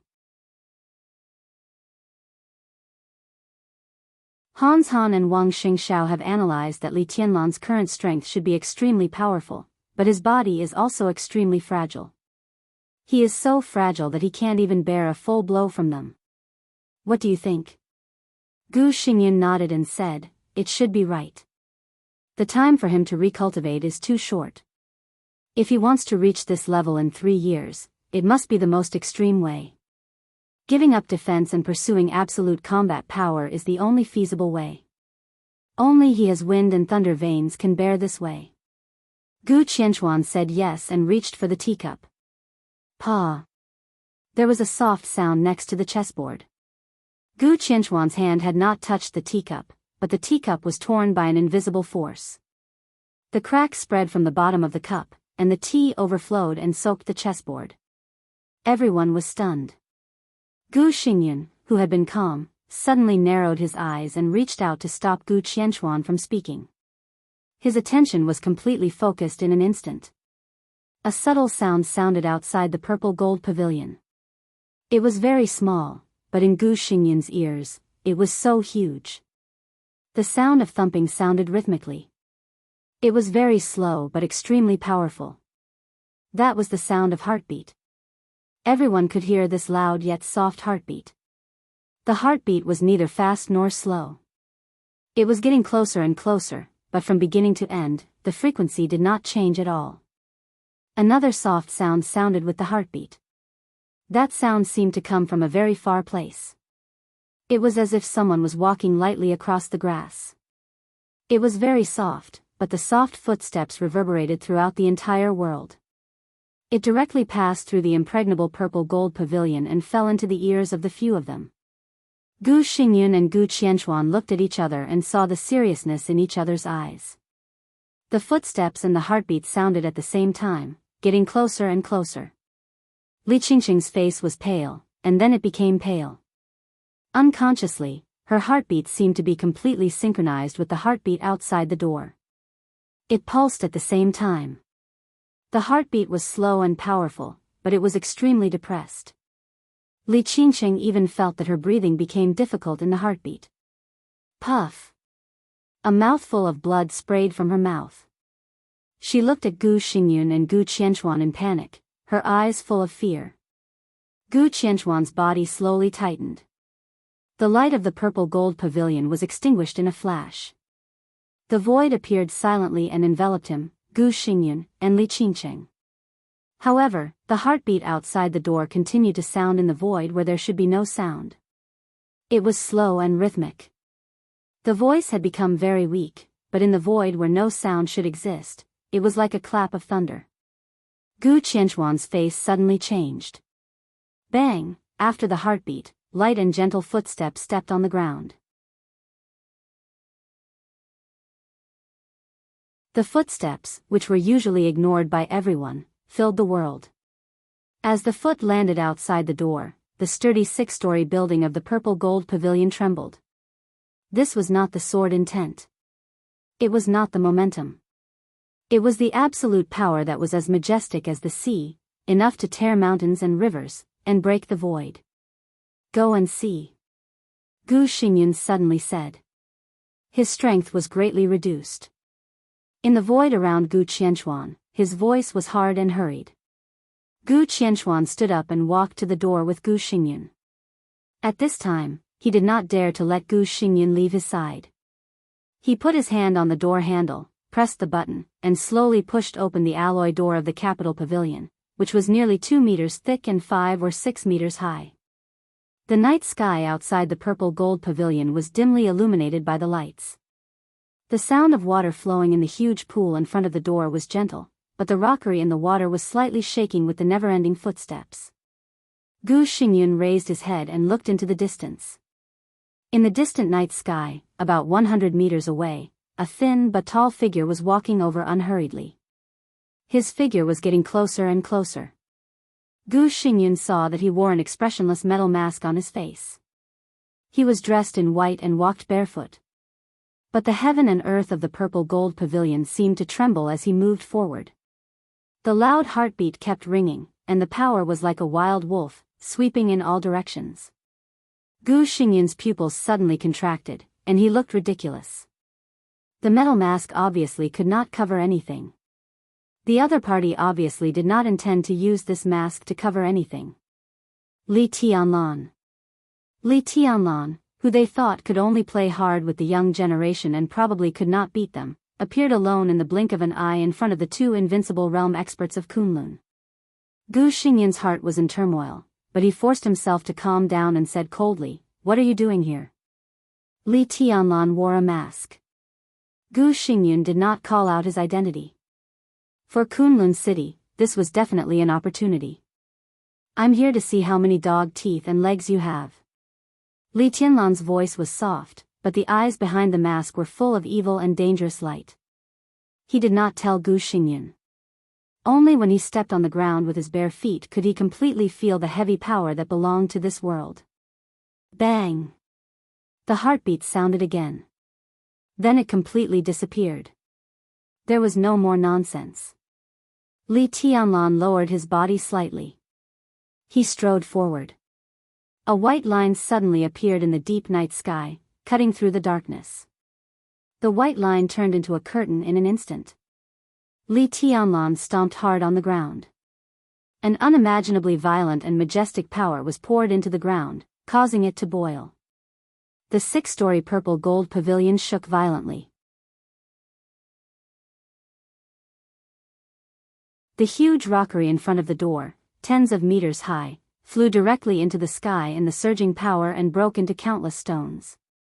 The water in the pool rushed out in an overturned manner, turning into white waves and water curtains. Trample through mountains and rivers. Li Tianlan's body rose into the air and directly pounced on Gu Xingyun. A young man less than 22 years old took the initiative to attack the war god of Zhongzhou state. At this moment, the night, the water waves, the void, the white clothes, everything seemed to be frozen. There was only madness between heaven and earth. Close the door. Gu Xingyun took a step back and shouted.